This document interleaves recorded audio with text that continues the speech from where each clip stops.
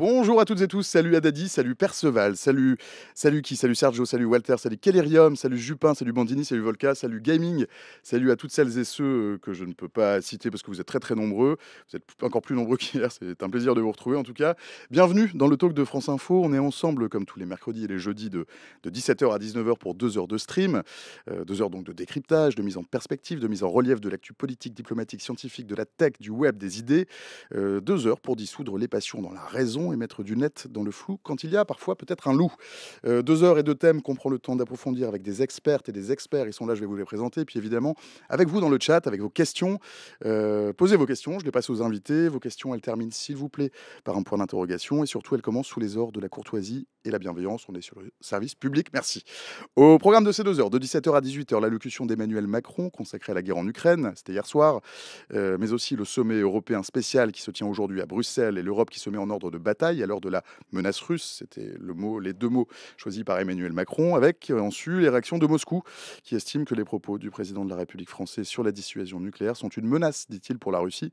Ce sera jusqu'à 18h, heure à laquelle, 2 jours après la journée mondiale de lutte contre l'obésité, 4e cause de décès dans le monde, pendant 1 heure, on ira tendre un miroir sur nos préjugés et on verra que souffrir d'obésité en 2025, pour plein de raisons, c'est encore très compliqué, qu'encore une fois, pour plein de raisons, les patients se sentent souvent laissés sur le carreau. Ce sera jusqu'à 19h pour l'heure et pour l'instant, il n'est jamais que 17h04, passé de 27 secondes à Paris, 2 heures de plus à Moscou, où les yeux du Kremlin se sont braqués sur la France et l'Union européenne après l'allocution télévisée hier soir d'Emmanuel Macron, le président de la République qui a mis en garde contre la menace russe en déplorant son agressivité qui ne semble pas connaître de frontières. Ce sont les mots d'Emmanuel Macron à la veille de la tenue, aujourd'hui donc à Bruxelles, d'un Conseil européen spécial consacré à la défense et à l'Ukraine pour trouver une réponse commune à la suspension de l'aide américaine à Kiev, tout en assurant la défense du vieux continent. Bonjour Michel Dardevé. Bonjour Ludovic. Cher Michel, bienvenue chez vous. Vous êtes président de Confrontation Europe, par ailleurs président de la Maison de l'Europe, maître de conférence à Sciences Po Paris. À vos côtés, Yves Bertoncini. Bienvenue Yves. Bonjour, merci de m'accueillir. C'est un plaisir largement partagé. Vous êtes consultant, enseignant en affaires européennes au corps des mines à l'ESCP. Vous avez aussi dirigé l'Institut Jacques Delors. En face de moi, à vos côtés, Pascal Joannin. Bonsoir. Bonjour, pardon. 17h, c'est bonjour. Bonjour Pascal. Bonjour. Pascal, vous êtes politologue, directrice générale de la Fondation Robert Schuman. Vous êtes experte des questions européennes. J'ai tout bon? Parfait, 20 sur 20. Allez, on fait un petit retour magnéto. Hier, à l'allocution télévisée d'Emmanuel Macron, avec 15 millions de téléspectateurs, 15 millions c'est beaucoup, Emmanuel Macron qui a enfilé pour l'occasion un peu son costume de chef des armées et qui évoque la menace russe.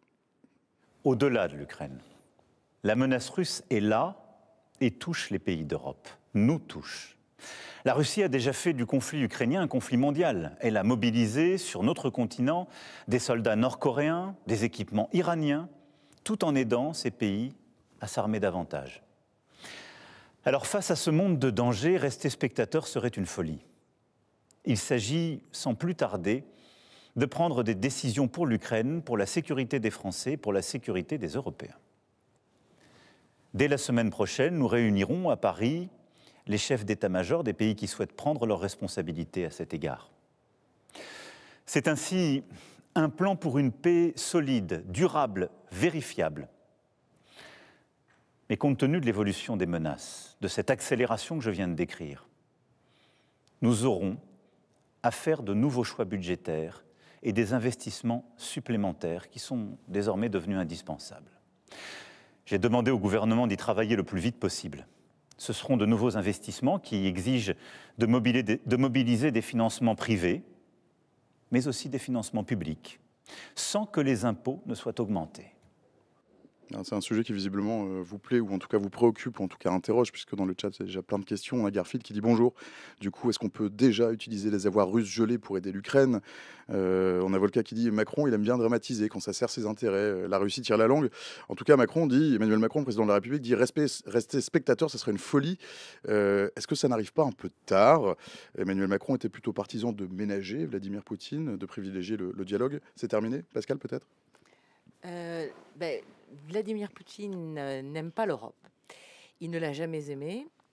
Et depuis plusieurs années, il ne faut pas s'arrêter à son agression en Ukraine, il n'aime pas cette structure qui prône des valeurs qu'il ne reconnaît pas lui-même dans son pays. Donc, à partir de là, il y a un fait qui fait que ça fait un crescendo et que si on ne l'arrête pas, des gens qui le connaissent mieux que nous, Français peut-être, les Polonais, les Baltes, se disent mais il ne s'arrêtera pas là. Donc il faut le stopper parce que si on ne le stoppe pas, il ne s'arrêtera pas à l'Ukraine et ça ira au-delà. Après, il y a la Moldavie, après, il y a en effet d'autres territoires.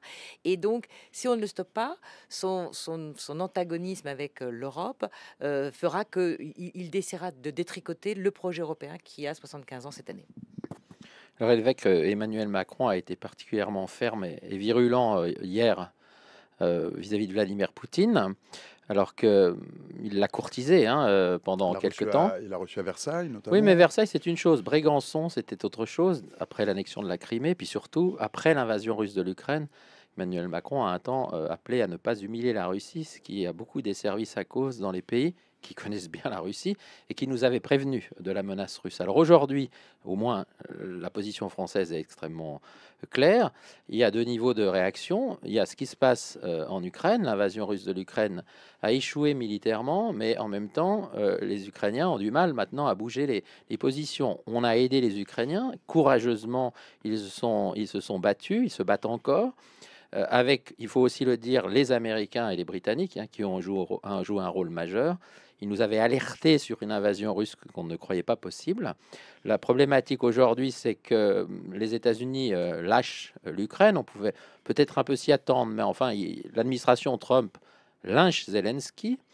Elle lèche Poutine, même pendant qu'on y est, lui donne tout. C'est Russia first, c'est pas America first. Et donc, ça crée un appel d'air que les Européens doivent essayer de remplir, soit pour aider l'Ukraine à poursuivre le conflit, soit pour empêcher la Russie d'avoir des gains territoriaux avant un éventuel règlement. Et puis après, le deuxième sujet, c'est puisqu'en effet, il faut arrêter Poutine, ce que les Ukrainiens ont contribué à faire, mais puisque il aura le temps de refaire un peu de ses forces et qu'il est dans une logique de réarmement et une logique plutôt belliqueuse, puisqu'il nous mène déjà une guerre hybride, parce que la guerre hybride, c'est-à-dire pas seulement militaire, les cyberattaques dans les hôpitaux, les interférences dans les campagnes électorales, les flux financiers qu'il faudrait essayer de mieux traquer ici en Europe, eh bien, il faut s'armer pour lui résister. C'est ce qu'a dit le président Macron hier. Alors, en même temps, dans l'extrait que vous avez partagé, on voit bien qu'à la fois, il dit qu'il faudra investir davantage, et pour l'instant, on se demande bien où la France va trouver l'argent compte tenu de sa situation budgétaire.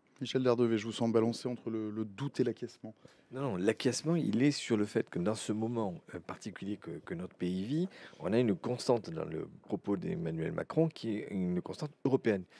Il avait dit dès 2017-2018, et le premier discours de la Sorbonne, il avait parlé de défense européenne.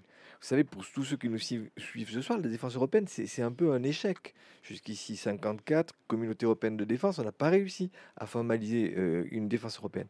Le président de la République, lui, a toujours placé la barre à ce niveau-là. Pourquoi le niveau européen est pertinent ? C'est parce qu'il y a évidemment des interactions dans ce combat par rapport à un avenir qui est sombre, tel que Yves vient de l'évoquer à l'instant. Il y a un combat à mener de manière collective. Là où parfois ce qu'on écoute ou on entend est un peu superficiel, c'est que c'est pas qu'un combat financier. C'est-à-dire que oui, il y aura peut-être 800 milliards de levées, oui, il y aura peut-être un grand emprunt européen, oui, on aura un effort fait en France, mais derrière, il y a surtout une coopération des industriels de l'armement à faire, parce qu'aujourd'hui, on paye la fragmentation de notre industrie de Une défense. production qui est un petit peu artisanale au niveau européen. Artisanal et surtout non coordonné. On a deux grands projets européens qui ont été menés ces dernières années.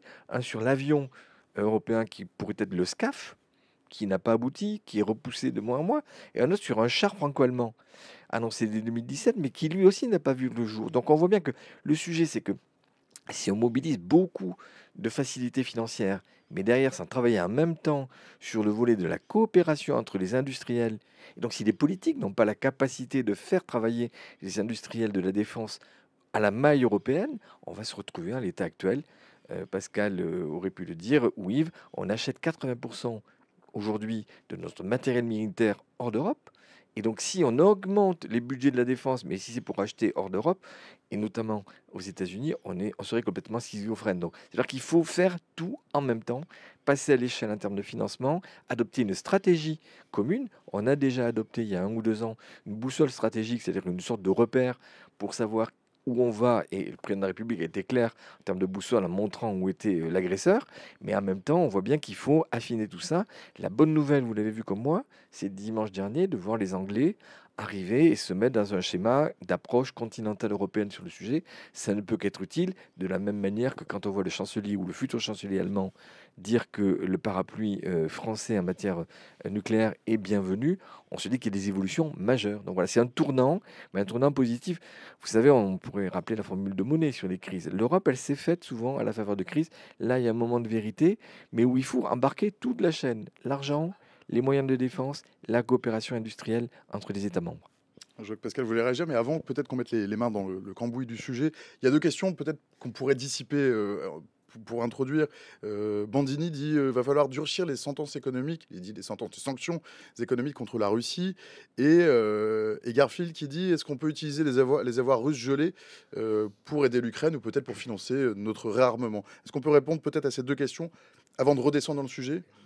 Bah, il y a Comment eu les garçons ont décidé de trosser la parole à 16 deux jours de la journée des femmes? Ah, Pascal, Ils auront raison, allez-y. parce que le 8 mars, ils l'auront plus. On Hein. sait que dans 2 jours, on va devoir la boucler. Alors là, on en profite Et encore un une peu. minute, s'il te plaît, parce que sinon, je te couperai la parole. Il y a eu 16 Je vous fais trains de confiance, sanctions Pascal. contre la Russie. 16. 1, 2, 3, 4, 5, 6, 7, 8, 9, 16. Même M. Orban, qui est très proche de Moscou, n'y a jamais fait obstacle.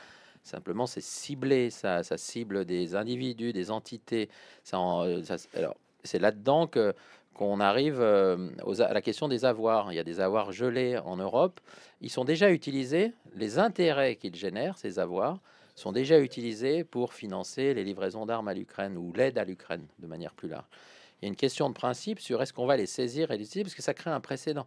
C'est-à-dire que si vous faites ça, plus personne dans le monde n'est capable de se dire quand je mets mes avoirs en Europe, ils sont en sécurité. C'est pour ça qu'il y a des hésitations. Dans tous les cas, il faut dégager des financements qui vont au-delà de ces avoirs. Hein, c'est symbolique. Bon, il y a quand même presque 200 milliards, hein, mais quand on annonce 800, on est bien au-delà, hein, l'amplitude de l'effort, et ça doit être des financements privés, mais aussi publics, et publics nationaux, et on l'espère, publics européens. Pascal Joannin. Tout ce qu'on dit aujourd'hui, c'est bien. Mais on vit une nouvelle Europe.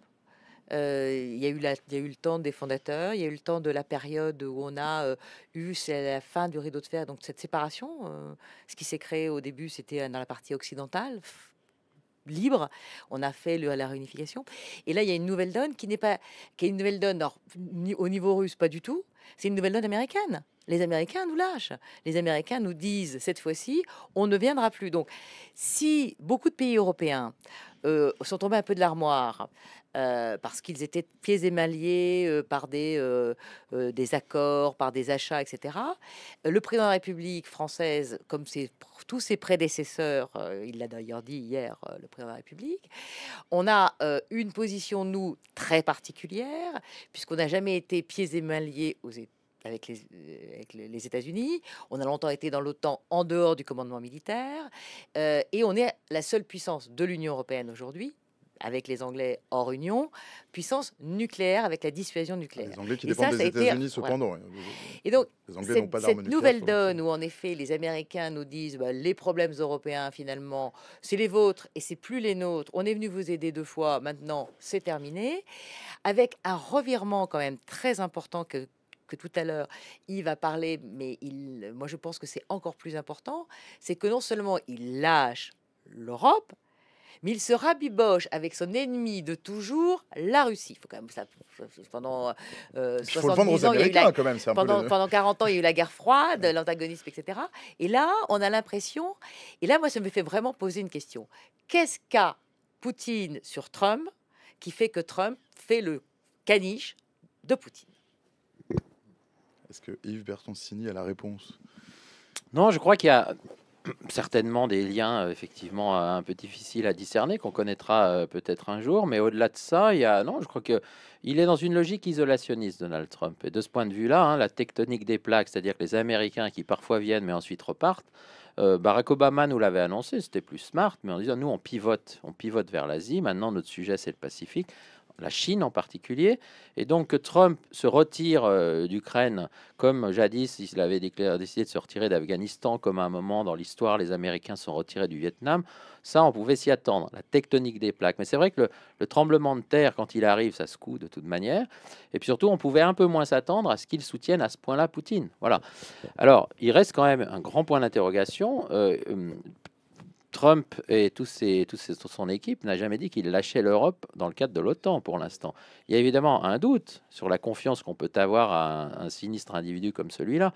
Mais si on est dans une logique non pas seulement isolationniste, mais aussi une logique affairiste, parce que c'est ça, Trump, il peut aussi trouver un intérêt à, certes, se retirer un peu d'Europe, enlever quelques hommes, hein, parce qu'il y a quand même encore 70 000 hommes américains dans le cadre de l'OTAN en Europe, mais il y aura aussi un intérêt à rester dans l'OTAN pour qu'on lui achète de l'armement, etc. Et sans doute certains États vont-ils continuer à le faire, parce que par parenthèse, ils sont pas mauvais les armements américains, et ils sont les États qui le feront, ben, ils sont prêts, ils sont disponibles, et puis ils croiront, mais ça sera une grosse prise de risque, acheter un peu la protection américaine en achetant ces armements-là. J'ajoute une dernière chose quand même sur la partie nucléaire. Si les Européens achètent des F-35 américains, c'est parce que les F-35 portent les ogives nucléaires. C'est parce que, jusqu'à preuve du contraire, les Américains, avec leur parapluie, couvrent toute l'Europe. Ne croyons pas, nous, Français, que tant qu'on n'aura pas dit très clairement, avec une réponse positive des autres Européens, que notre parapluie est élargi à toute l'Europe, on va se mettre à nous acheter des Rafales, hein. Ça vient avec la protection que vous garantissez aux partenaires européens. Et j'ajoute, l'avion de combat européen, ce n'est pas le Rafale, c'est l'Eurofighter, dans sa version Typhoon. Maintenant, ils vont développer le Tempest. Les Allemands quittent le projet Tempest pour venir avec nous construire, et les Espagnols, le fameux SCAF qu'a cité Michel. Ça avance pas. Alors j'espère que ça va avancer davantage, mais c'est vrai que si on se demande son avis à Dassault, il n'est pas très favorable. Et la question à la fin, c'est qui va payer. Il vaudrait mieux européaniser effectivement les programmes d'armement, avoir des entreprises de défense européennes pour que l'argent, hein, le surcroît d'argent qui est mis, soit utilisé à bon escient. On est déjà passé de 200 milliards d'euros de dépenses de défense en Europe en 2020 à 326. 326, c'est presque 3 fois plus que la Russie. Et pourtant, c'est pas efficace parce que c'est éparpillé, c'est fragmenté, comme l'a dit Michel. C'est ça le défi qui doit être traité au-delà des chiffres qui sont annoncés, parce que les chiffres 800 milliards, bon, c'est fait aussi pour dissuader, pour impressionner. Mais comment va-t-on utiliser cet argent? Et ça, c'est une où on le trouve et comment l'utilise-t-on? Ça, c'est le grand défi des prochains mois. Michel Dardevé. Non, je rebondirai un petit peu sur ce qu'il vient d'évoquer. Avec derrière comme l'idée qu'il nous faut suivre tous, que nous sommes des observateurs de la vie politique américaine, le fait que le camp républicain, il est peut-être soumis à différentes tendances. Il y a effectivement un courant isolationniste, America First, qui est celui qui a été le plus perçu, mais il y a aussi un courant chez les républicains et dans l'entourage de Trump qui est sur la suprématie des États-Unis, qui doit rester un acteur mondial. Et puis il y a un troisième courant qui est celui qui a, à mon avis, gagné là, au jour où on parle, qui est sur l'interventionnisme sélectif. C'est-à-dire qu'en gros, aujourd'hui, le sujet de Trump, c'est pas de s'occuper de l'Europe, c'est pas de s'occuper de l'Ukraine, c'est de terminer ce machin très vite pour regarder la Chine dans le dialogue et dans le combat qu'il envisage avec la Chine, et peut-être qu'éventuellement, avec l'appui de la Russie, si on lui fait une belle manière, en soldant le problème ukrainien. Donc ça veut dire qu'on doit regarder aussi, dans les mois, les années qui viennent, comment va se comporter l'opinion américaine et les industriels américains qui ont des intérêts en Europe. Je regardais l'autre jour, il y a un quart du déficit américain du déficit plutôt européen qui est lié aux industries de services américaines. Le jour où il y aurait en Europe une vraie campagne sur Buy European, achetons des produits européens. C'est ce que dit Garfield. Coordonnés. Garfield nous Ben, dit bien justement entendu. au moment où vous le prononcez, si on veut se diriger vers une meilleure indépendance, la meilleure des sanctions finalement, est-ce que ça serait pas de forcer Bah, les pays européens à investir en Europe plutôt qu'à Mais l'extérieur? est-ce que vous avez vu que, Mm. sans qu'un leader politique l'évoque, déjà les consommateurs, les acheteurs d'automobiles ont violemment renoncé à acheter des Tesla. Dans le jour où ça va s'appliquer sur un certain nombre d'autres produits, pas par choix de tel ou tel parti politique, mais par comportement d'un citoyen attaché aux valeurs que Pascal évoquait, les valeurs, elles sont partagées. Et quand on voit un certain nombre d'autocrates fonctionner comme ça, tu évoquais, Yves, l'accueil de Zelensky scandaleux dans le bureau ovale. le consommateur, le citoyen consommateur européen, il peut aussi en déduire que demain, bah, il va se priver un petit peu de Coca, de McDo et autres. Et donc, on va se retrouver peut-être avec une pression économique qui fait que le marché pertinent européen, 520, 530 millions de consommateurs, c'est pas rien vu des États-Unis. Donc, à terme, il y a un chantage mené par Trump, mais auquel peut répondre demain un chantage, même s'il n'est pas piloté, coordonné, articulé avec un slogan et un message politique. Et je pense que ce réveil des Européens, il a été, dans l'histoire de l'Europe, un des éléments qui a permis parfois de franchir des étapes, de franchir des moments. Et donc voilà, c'est ce qui reste un peu l'inconnu des semaines et des mois qui viennent. Alors, il faut pas mélanger la sécurité et l'économie, Michel, parce que en matière économique, ce qui embête le président On a le américain, droit sur Twitch. c'est qu'il y a un vrai déficit commercial des États-Unis vis-à-vis de l'Europe. Et c'est ça qui fait qu'il aime pas. Si ce serait l'inverse, on n'en entendrait pas parler. Donc, il a un vrai problème parce qu'en effet, économiquement, et nous avons bâti pendant 70 ans une union économique, nous avons une force, nous avons un marché intérieur qui est le principal marché du monde, avec un PIB important. Et donc, on a, en matière économique, et on a donc un ascendant sur les États-Unis puisqu'on leur vend plus, alors moins de services peut-être, mais plus de voitures. Alors ça, indéniablement. Et ça embête vraiment Donald Trump. Et donc, tu as parlé de Tesla, mais les constructeurs américains ont des voitures d'un certain type, mais ils n'ont pas certaines berlines que les Allemands produisent et qui sont de Deutsche Qualität, comme on dit, pour reprendre un slogan publicitaire. En matière de défense, tu l'as dit tout à l'heure toi-même, on a eu la communauté européenne de défense, ça a fait pchit à cause de la France, faut le rappeler. Hein. Proposition française, Assemblée nationale, un peu déjà comme à l'époque, mais c'était la 4e République, comme aujourd'hui, plus de majorité 2 ans après. Et donc, on n'a pas eu la communauté européenne de défense. Elle a été réintroduite après 92, au moment du traité de Maastricht, etc. Là, il y a eu des embryons, etc. Mais il y a eu, je l'ai dit tout à l'heure, une cécité majeure de la plupart des Européens qui croyaient que il y avait plus d'Union soviétique, donc il y avait en effet la fin de l'histoire, la paix était pour à jamais, et on n'allait plus avoir d'ennemis. Et donc, on pouvait se reposer un petit peu et faire autre chose et pas faire d'efforts pour la défense. Le cas allemand historique, j'y reviendrai tout à l'heure, et d'autres pays. Et là, il y a un réveil brutal de la plupart de nos partenaires qui n'ont pas fait. Alors, je mets à part la Pologne, la Grèce et 2, 3 États qui faisaient autant, voire plus que la France en matière de dépenses budgétaires. La Grèce pour des raisons liées à la Turquie voisine. Mais on avait en effet des pays qui étaient relativement faibles et qui faisaient pas d'efforts pour la défense. Alors, la France était un peu à part, le Royaume-Uni tant qu'il était dans l'Union aussi. Et puis aujourd'hui, il y a un réveil brutal parce que le parapluie américain qui était très confortable n'existe plus. Et moi, là, je crois que la prise de conscience, elle est réelle. Et il faut écouter ce que dit le futur chancelier allemand, qui est à 180 degrés complètement différent de ce qu'on a entendu de la chancelière allemande depuis longtemps ou de tous ses prédécesseurs sur, en effet, la défense européenne. Et la première chose qu'il a faite 2, 3 jours après son élection, c'est de venir voir le président de la République. Alors, pas dans le cadre d'un officiel, puisque là, il y a une négociation pour faire une coalition. Ça va prendre quelques semaines, donc il ne l'est pas encore.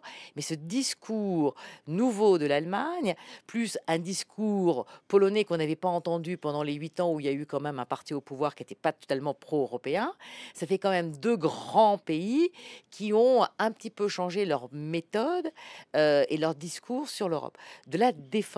Et moi, je crois que si on veut, on peut. Alors, c'est pas facile. Il y a tous les engagements que vous avez dit. Il y a les militaires, il y a l'industrie, beaucoup l'industrie, etc. Mais je crois qu'on peut y arriver. Il faut pas dire que parce que nous ne sommes pas un État, parce qu'il faut toujours rappeler, on n'est pas un État. Forcément, le processus décisionnel n'est pas le même que quand on est en Russie, en Chine ou aux États-Unis, et que donc la négociation qui va se créer, forcément, elle est un peu plus longue qu'avant. Il y a toujours les embêteurs comme les empêcheurs de tourner en rond comme Orban ou Fico, etc. Mais jusqu'à présent, on a réussi à avancer. Alors, je sais bien que ça va peut-être pas assez vite pour certains, notamment pour la Fondation Robert Schuman, qui aimerait que ça aille peut-être plus vite, mais ça avance toujours.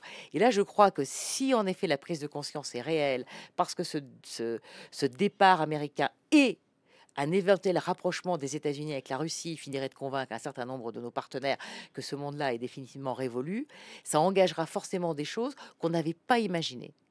et qu'on va aller beaucoup plus loin que ce qu'on a mis depuis 3 ans, parce que quand même depuis 3 ans la guerre est là, donc on a mis des choses en place, mais là on va passer un bond en avant, et je pense que l'Europe a la capacité de le faire. Je ne dis pas que ça va être facile, mais ne nous disons pas que, oh là là, les Américains s'en vont, c'est une catastrophe. Non, je crois qu'aujourd'hui la plupart de nos partenaires sont en train de se dire, eh bien, il faut qu'on la fasse, cette Europe de la défense, pour préparer en effet une guerre qu'on n'a pas envie de faire, mais pour être en mesure de la remporter si jamais elle se déclarait.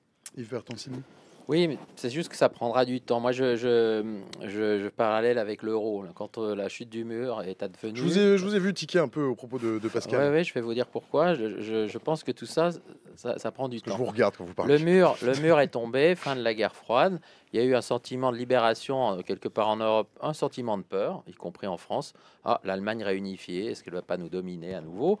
L'euro, c'était une façon de dire on re-signe ensemble pour voilà, des décennies. L'euro a fonctionné. Maintenant, il y a 20 pays, il y a 20 pays dedans. Au début, 10. Donc, ça fonctionne. Bon. Aujourd'hui, il y a à nouveau un tremblement de terre géopolitique. Et qu'est-ce qu'on fait ensemble si la Russie est menaçante? Je crois que maintenant, tout le monde l'a compris, y compris Emmanuel Macron. Deuxièmement, si les Américains nous lâchent en Ukraine. Mais j'ai tiqué parce que les Américains ne nous ont pas lâchés dans le cadre de l'OTAN. Et nous avons besoin de l'OTAN. Je dis bien nous, y compris les Français.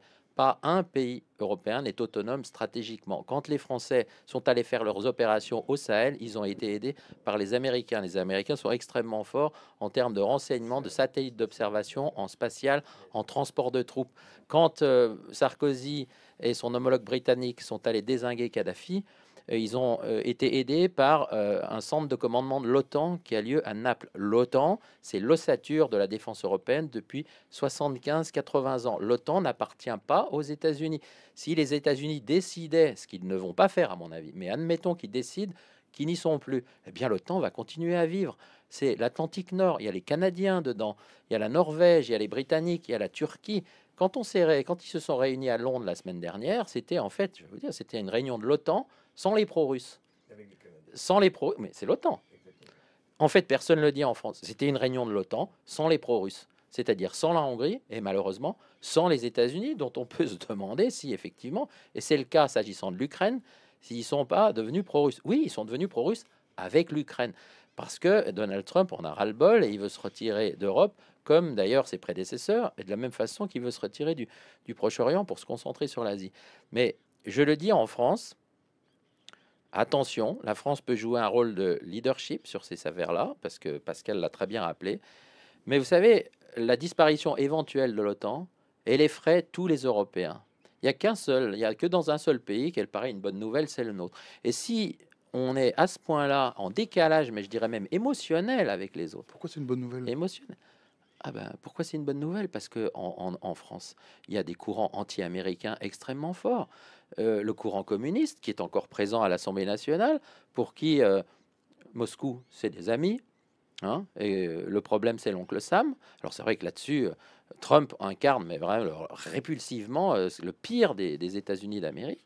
Et puis vous avez aussi le fond gaulliste. N'oublions pas que le général de Gaulle, qui est un grand homme, hein, qui a beaucoup fait pour la France, il a foutu dehors les Américains, les bases américaines en 66.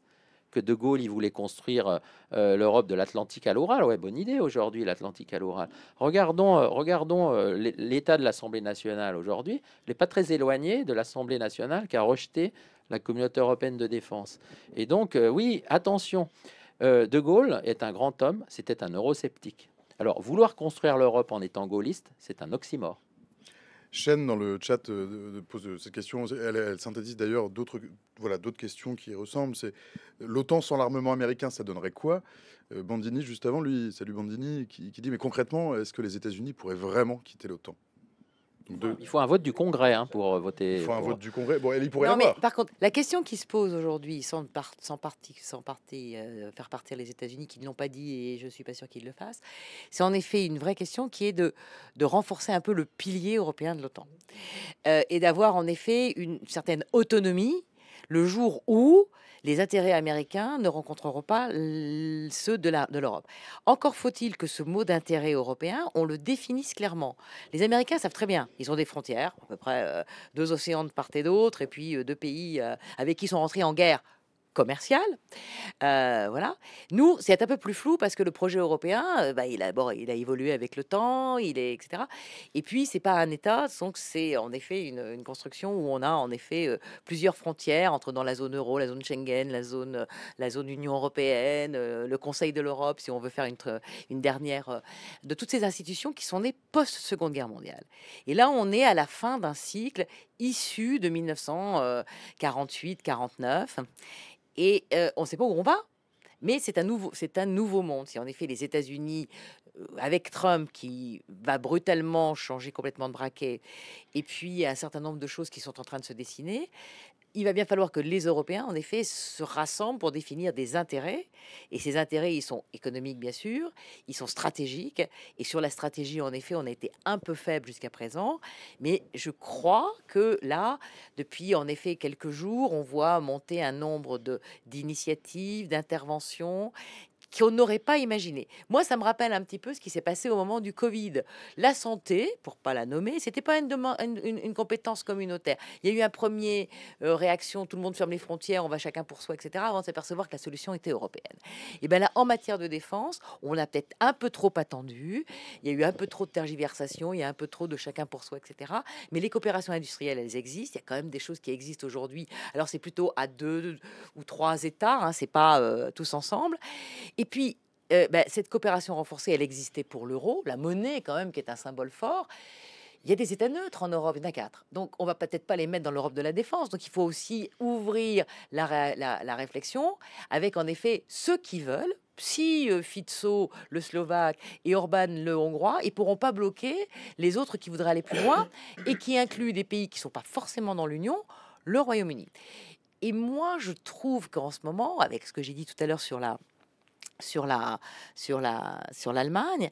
On a bien vu justement ce rapprochement franco-britannique qui existe depuis longtemps, mais en effet, on l'avait un peu, les liens s'étaient un peu distendus depuis 4 ans que le Royaume-Uni a quitté l'Union européenne. On a revu cet axe se former et on voit, j'allais dire, une troisième partie, alors qui n'est pas encore officiellement en état de le faire, mais l'Allemagne. Et si Merz continue sur ce discours-là, on pourrait avoir en effet déjà une base à 3 des 3 principaux pays d'Europe, alors plus de l'Union européenne, auquel on pourrait ajouter éventuellement la Pologne qui ne doit pas être très loin et qui préside aujourd'hui le Conseil de l'Union.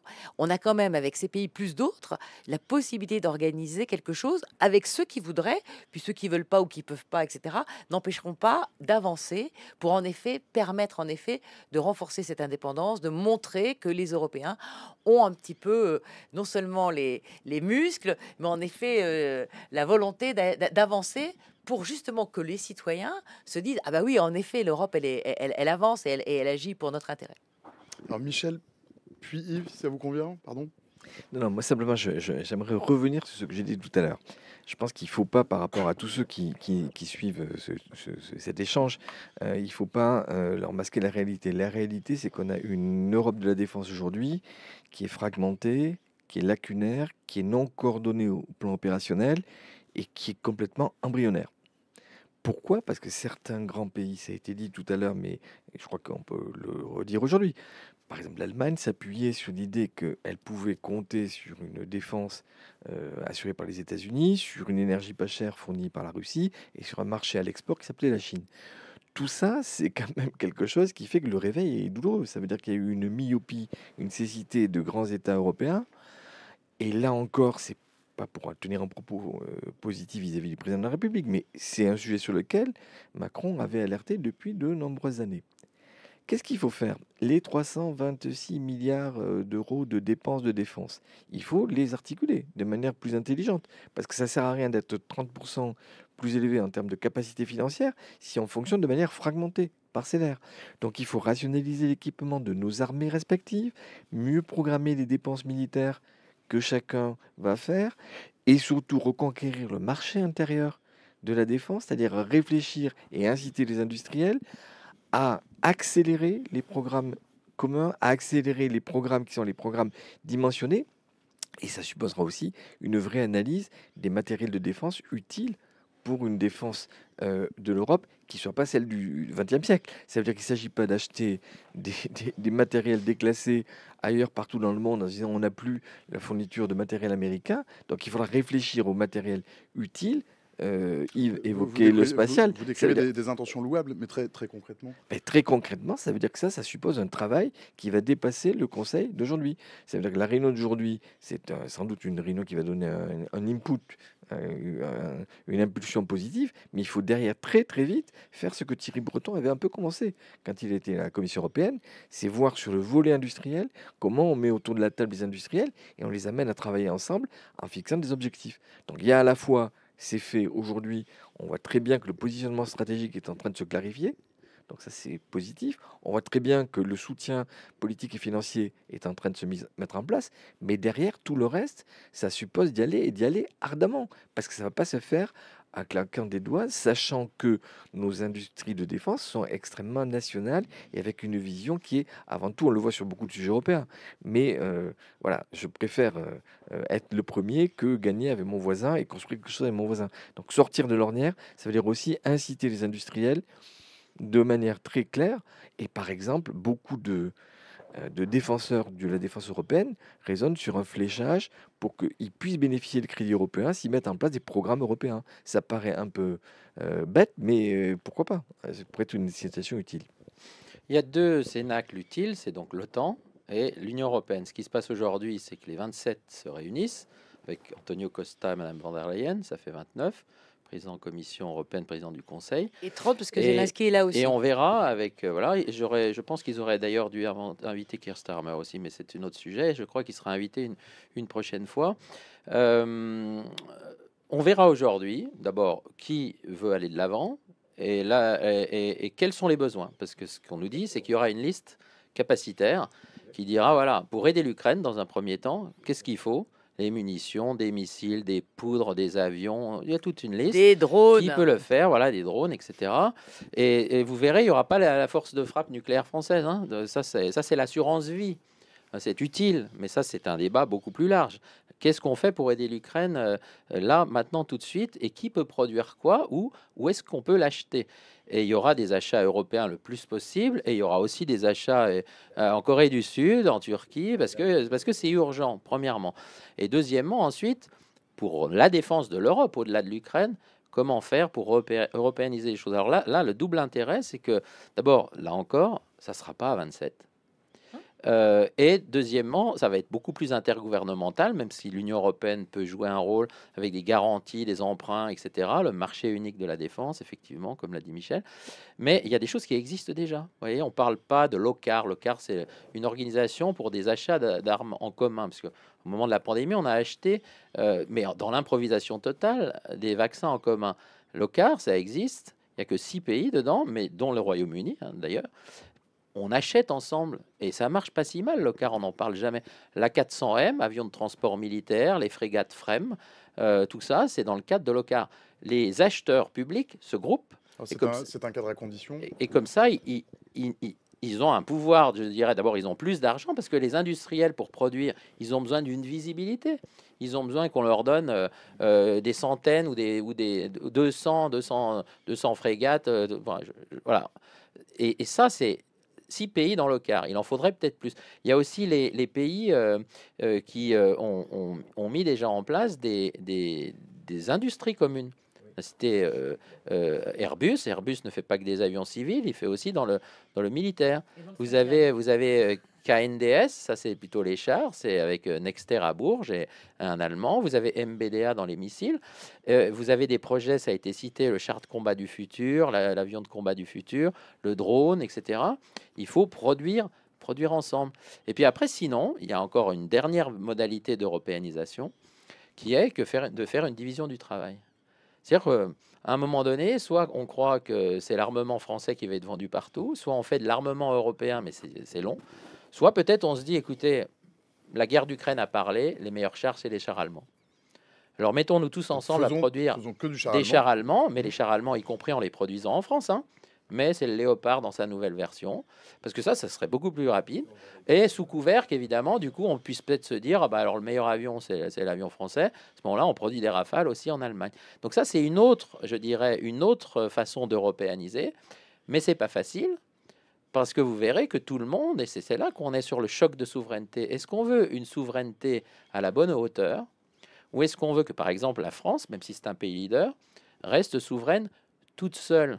Et je me souviens une anecdote que quand, aussi pour préserver les deniers publics qui, en ce moment, dans notre pays, sont quand même dans un sale état, quand le ministère de l'Intérieur ou le ministère des Armées avait décidé d'acheter des fusils FAMAS en Allemagne, plutôt qu'à Manufrance à Saint-Étienne, beaucoup de politiciens, dont Arnaud Montebourg, étaient montés au rideau en disant mais c'est un scandale, il faut de la souveraineté française sur les sujets d'armement. Là, on parlait pas de la bombe nucléaire, on parlait. Voilà.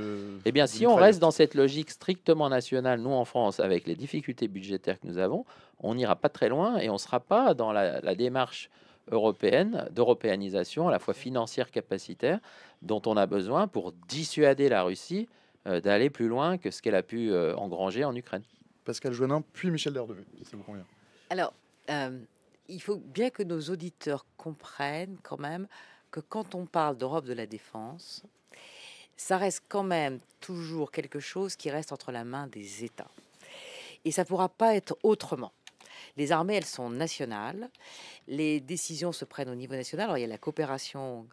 Et donc, on ne peut pas, sur ce coup-là, dire que ça va être intergouvernemental en le regrettant.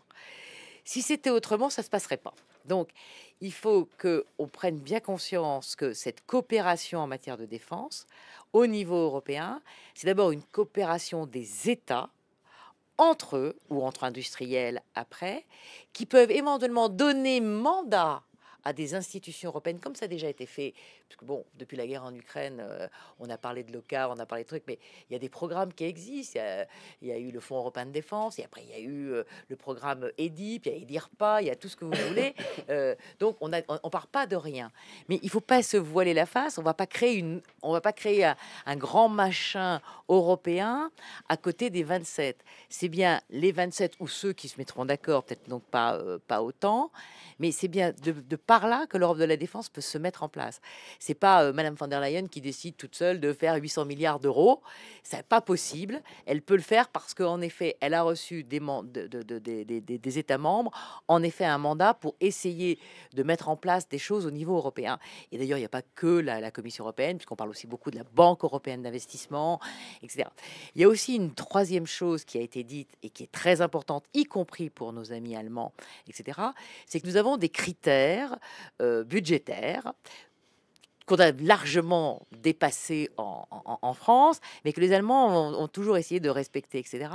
Et là, les nouveautés aussi qui viennent de Madame von der Leyen, allemande elle-même, hein, donc c'est quand même, quand je vous dis qu'on a des surprises qui viennent depuis quelque temps, c'est qu'en effet, on mettrait toutes ces dépenses que nous ferions en matière de défense hors, en effet, de ces critères de convergence budgétaire, donc ce fameux pacte de stabilité et de convergence, pour justement éviter que ceux qui dépensent pas se disent « Ah ben moi, je suis dans les clous, mais voilà », et que ceux qui feraient des efforts de défense soient pénalisés parce qu'ils font en effet ces efforts de défense.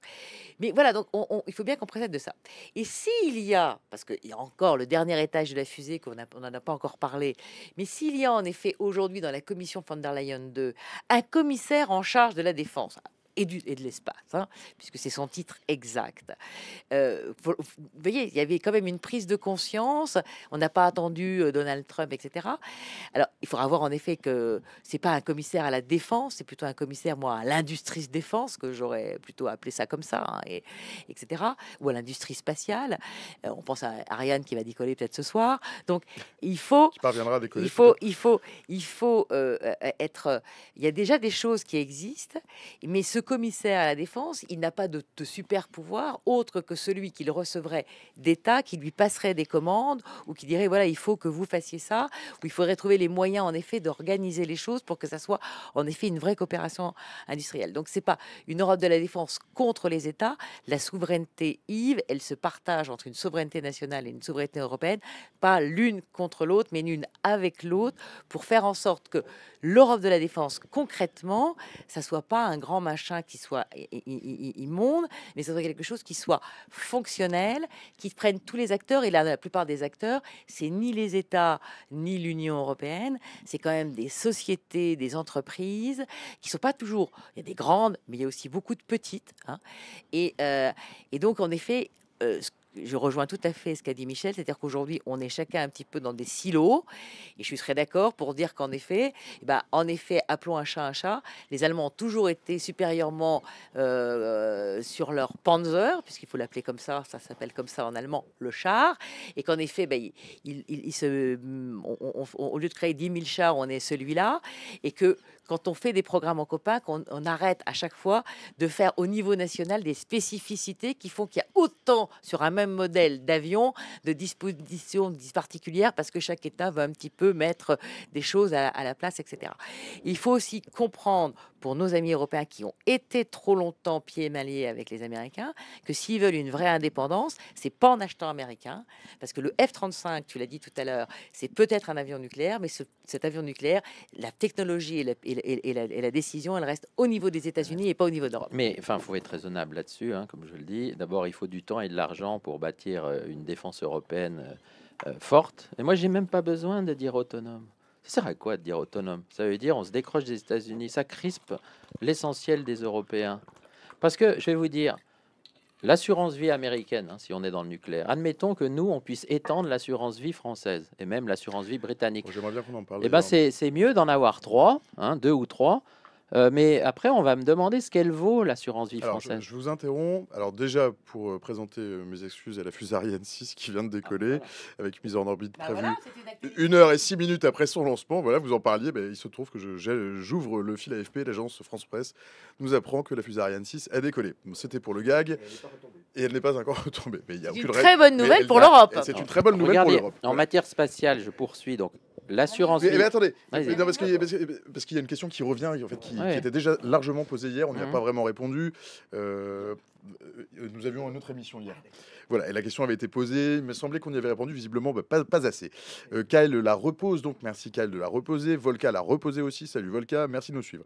Kyle qui demande, parler du parapluie nucléaire, est-ce que le choix d'étendre notre parapluie nucléaire ne devrait pas être traité par un référendum? Parce que bon, c'est quand même un choix qui nous appartient, et surtout on vit dans une démocratie. Est-ce qu'il est question d'étendre notre parapluie nucléaire? Jusqu'où, comment, et est-ce que ça devrait être traité par référendum? Le parapluie, donc il n'y a pas d'ambiguïté, le parapluie, c'est le président de la République française qui le tient. Et ça ne changera rien.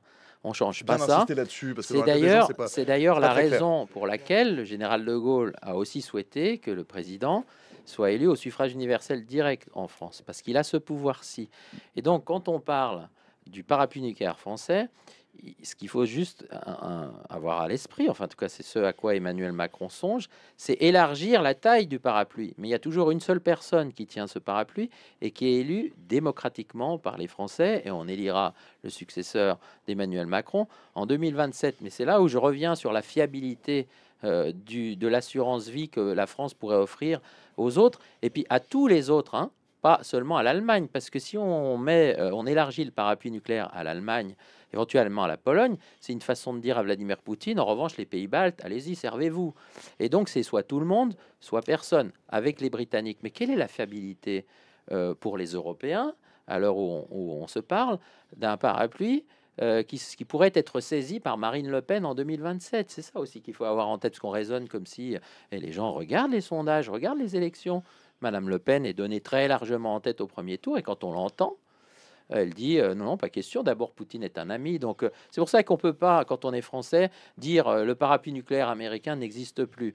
Et puis, deuxièmement, les Américains, quand ils ont étendu leur parapluie, si on voulait le faire, nous, qu'est-ce qu'ils ont fait? Ils ont mis des troupes dans certains pays d'Europe, y compris le nôtre, jusqu'à ce que Général de Gaulle leur dise de partir. Ils ont mis des bombes nucléaires. Il y a des B-61 qui sont en Allemagne, en Belgique, aux Pays-Bas, en Italie et encore, il me semble, en Pologne. Est-ce que la France est capable de faire ça? Est-ce que la France est capable de dire que ces sous-marins nucléaires lanceurs d'engins, il y en aura un qui ira un jour ou l'autre, il ne faut pas dire où ils sont, mais en tout cas, voilà, dans la mer Baltique ou quelque chose comme ça. C'est une fois qu'on aurait fait tout ça, avec l'approbation des Français, soit lors de référendum, soit au plus tard en 2027, qu'à ce moment-là, on pourrait dire, oui, ça y est, c'est bon. On n'a plus besoin du parapluie nucléaire américain. Et puis, dernière chose, le parapluie, donc la dissuasion, hein, elle n'est pas partagée, mais elle est élargie. Après, il faut un peu de dialogue, il faut de la concertation. Et par exemple, dans le cadre de l'OTAN, il y a un groupe des plans nucléaires, c'est toujours l'Amérique qui appuie sur le bouton, hein, mais il se concerte avec les autres. On dit en cas d'attaque russe, qu'est-ce qu'on ferait, sur quelle ville on tirerait. Il faudrait aussi que les Français soient prêts à ça, ouvrir le dialogue, même si, in fine, il y a toujours un seul décideur, et c'est d'ailleurs comme ça que c'est crédible. Hein. C'est pas un comité Théodule qui se réunirait à la majorité qualifiée, non, c'est une seule personne et qui a l'onction du suffrage universel en France. Michel Dardevé. Simplement pour aussi clarifier les choses, il existe depuis plusieurs années un état-major européen. Donc la question qui se pose derrière toute la mise en œuvre d'une nouvelle politique de défense, c'est comment en pratique ça fonctionne et est-ce qu'on ne doit pas s'inspirer des modes de gouvernance de l'OTAN pour cette Europe de la défense qu'on voit en gestation. Et donc ça veut dire que bien sûr, et je reviens sur ce que Yves vient de dire, pour le nucléaire, on n'aura pas une décision partagée avec un vote collégial à 26, j'enlève Orban, pour savoir si on appuie sur le bouton, ça restera. Mais pour tout le reste, quel est le degré que nos opinions publiques sont prêtes pour aller vers un mode de gouvernance, de pilotage de cette défense européenne plus efficace, rapide, efficient, une fois que la stratégie est définie.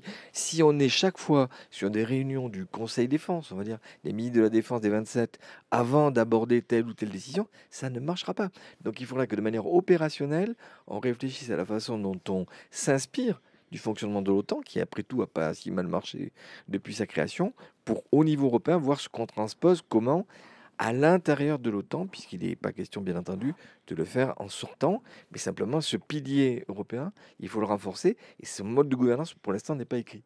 Il y a un embryon d'état-major européen, mais qui n'est pas structuré, qui n'est pas doté, sans prendre un mot qui suppose d'autres analogies, de manière efficiente pour fonctionner. Donc ça, c'est une des questions aussi à suivre dans les semaines et les mois qui viennent. Pascal Jouanin, vous souscrivez?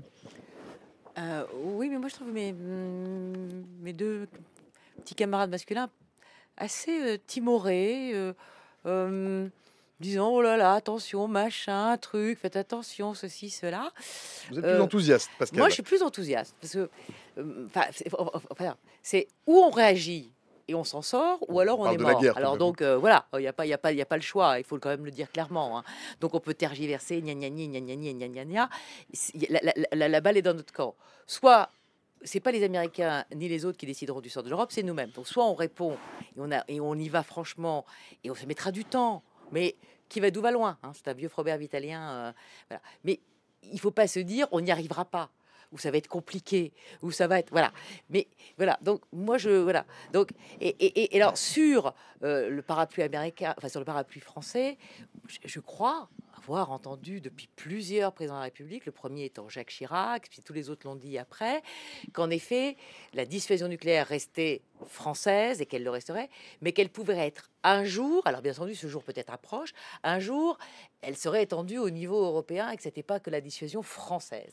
Mais la dissuasion nucléaire française, c'est un concept, la dissuasion. On a l'arme nucléaire et ça suffit à avoir une attitude que les autres qui nous connaissent ou les autres membres de ce club très fermé connaissent. C'est plus facile en effet pour Poutine d'estimer le président français ou le premier ministre britannique que éventuellement le premier ministre polonais parce qu'ils ne sont pas des puissances nucléaires. Mais si en effet depuis plusieurs présidents de la République on a dit que ce parapluie il pourrait être étendu tout en étant en effet restant entre les mains de la France, il y a aucun et c'est là où la France peut apporter quelque chose et qu'elle le mette au service avec les Britanniques et que ça soit pas seul contre les uns contre les autres, parce que quand on regarde aujourd'hui, tu parlais des États baltes qui ne seraient pas dans le truc. Les États baltes, je crois qu'il n'y a jamais eu autant de connivence entre la France et les États baltes que depuis quelques années. Ça a commencé avec Jean-Yves Le Drian, où on a en effet des opérations, des troupes qui sont présentes, et en Estonie, et les exercices en États baltes, ils savent très bien que si la France qui est, ça évite en effet, parce qu'il faut le savoir, il faut qu'on le dise, tous les jours, les Russes violent l'espace aérien des Baltes. Tous les jours. Et c'est pas la pauvre aviation lituanienne, lettonne ou estonienne qui peut y répondre. Et donc la France est là, aux côtés de nos partenaires baltes. Et quand on regarde aussi en Roumanie, parce qu'il y a eu l'affaire de la Moldavie et de l'Ukraine, c'est un pays frontalier avec l'Ukraine, on a renforcé considérablement nos troupes et on n'a pas attendu qu'il y ait un conseil éventuellement, etc. Parce que, en effet, je le répète, tout ça, ça dépend beaucoup du volontarisme des États qui peut être mis au service de l'Europe et qu'il y a en effet, quand on parle d'Europe de la défense, une vraie interaction entre le niveau national et le niveau européen. Mais non pas croire que demain, quand on parle de ce sujet, de l'Europe de la défense, on va créer quelque chose au niveau européen et que les États n'auront plus leur mot à dire. Mais tout ça, c'est très bien, effectivement, mais c'est dans le cadre de l'OTAN. Ça s'appelle l'OTAN. Il faut bien faire une différence entre l'Ukraine qui n'est pas dans l'OTAN et les pays que tu viens de citer, la Roumanie, l'Estonie, ou dans le cadre de l'OTAN, avec des règles, des déploiements, des nations cadres, comme on dit. Bien sûr, les Français sont en Estonie, mais il y a aussi des Allemands dans les autres pays baltes, il y a les Américains qui sont en Pologne, et c'est pour ça que c'est si précieux l'OTAN, parce que c'est tangible. Je le disais, le nucléaire, de toute façon, c'est le haut du spectre, c'est juste pour dissuader. Ce dont ont besoin les Ukrainiens aujourd'hui, c'est pas d'armement nucléaire, et ce dont on aura besoin, nous, les Européens, après-demain, c'est d'armement conventionnel et autres, et tout ce qu'on a déjà dit. Et ça, moi, je suis pas pessimiste. Non, non, je dis juste qu'il faut du temps et de l'argent pour passer à l'euro. Après la chute du mur, il nous a fallu plus de 10 ans. Là, il nous faut 10 ans, et donc au moins. Et donc, et pour faire un avion de combat du futur, il en faut même 25. Hein, Donc ouais. donc c'est un échec d'avance si Non, non, si c'est je pas vous un entends échec. bien. C'est pas un C'est échec. du temps. Regardez, C'est du le temps. Rafale est un programme qui n'est pas un programme de l'année dernière. Et aujourd'hui, on a une évolution du Rafale, par exemple, pour prendre, qui est largement supérieure à ce qu'on...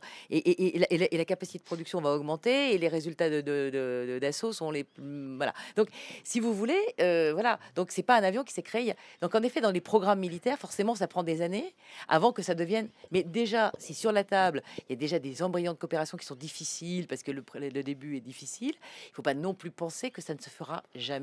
Et que là, compte tenu des événements qui sont en train de s'accélérer vraiment fortement, on est capable, ou on va peut-être voir des décisions se prendre qu'on ne pouvait pas imaginer parce qu'on pensait que ça n'était pas possible qu'elles soient prises. Mais d'ailleurs, juste un point très factuel. Dernier mot, Ah, non, non, mais Vous aurez chacun le dernier mot après. C'est un affreux, hein. Pour illustrer ce propos, mettrai le dernier mot, on Pascal. mythologise beaucoup le général de Gaulle, mais le programme nucléaire français, c'est la 4e République qui l'a lancé. Hein, c'est pas le général de Gaulle. Il était dans l'opposition à l'époque. Mais évidemment, c'est lui qui l'a accéléré et qui, grâce à lui, c'est grâce à lui qu'on a la bombe, bien sûr. Mais tout ça, ça prend du temps.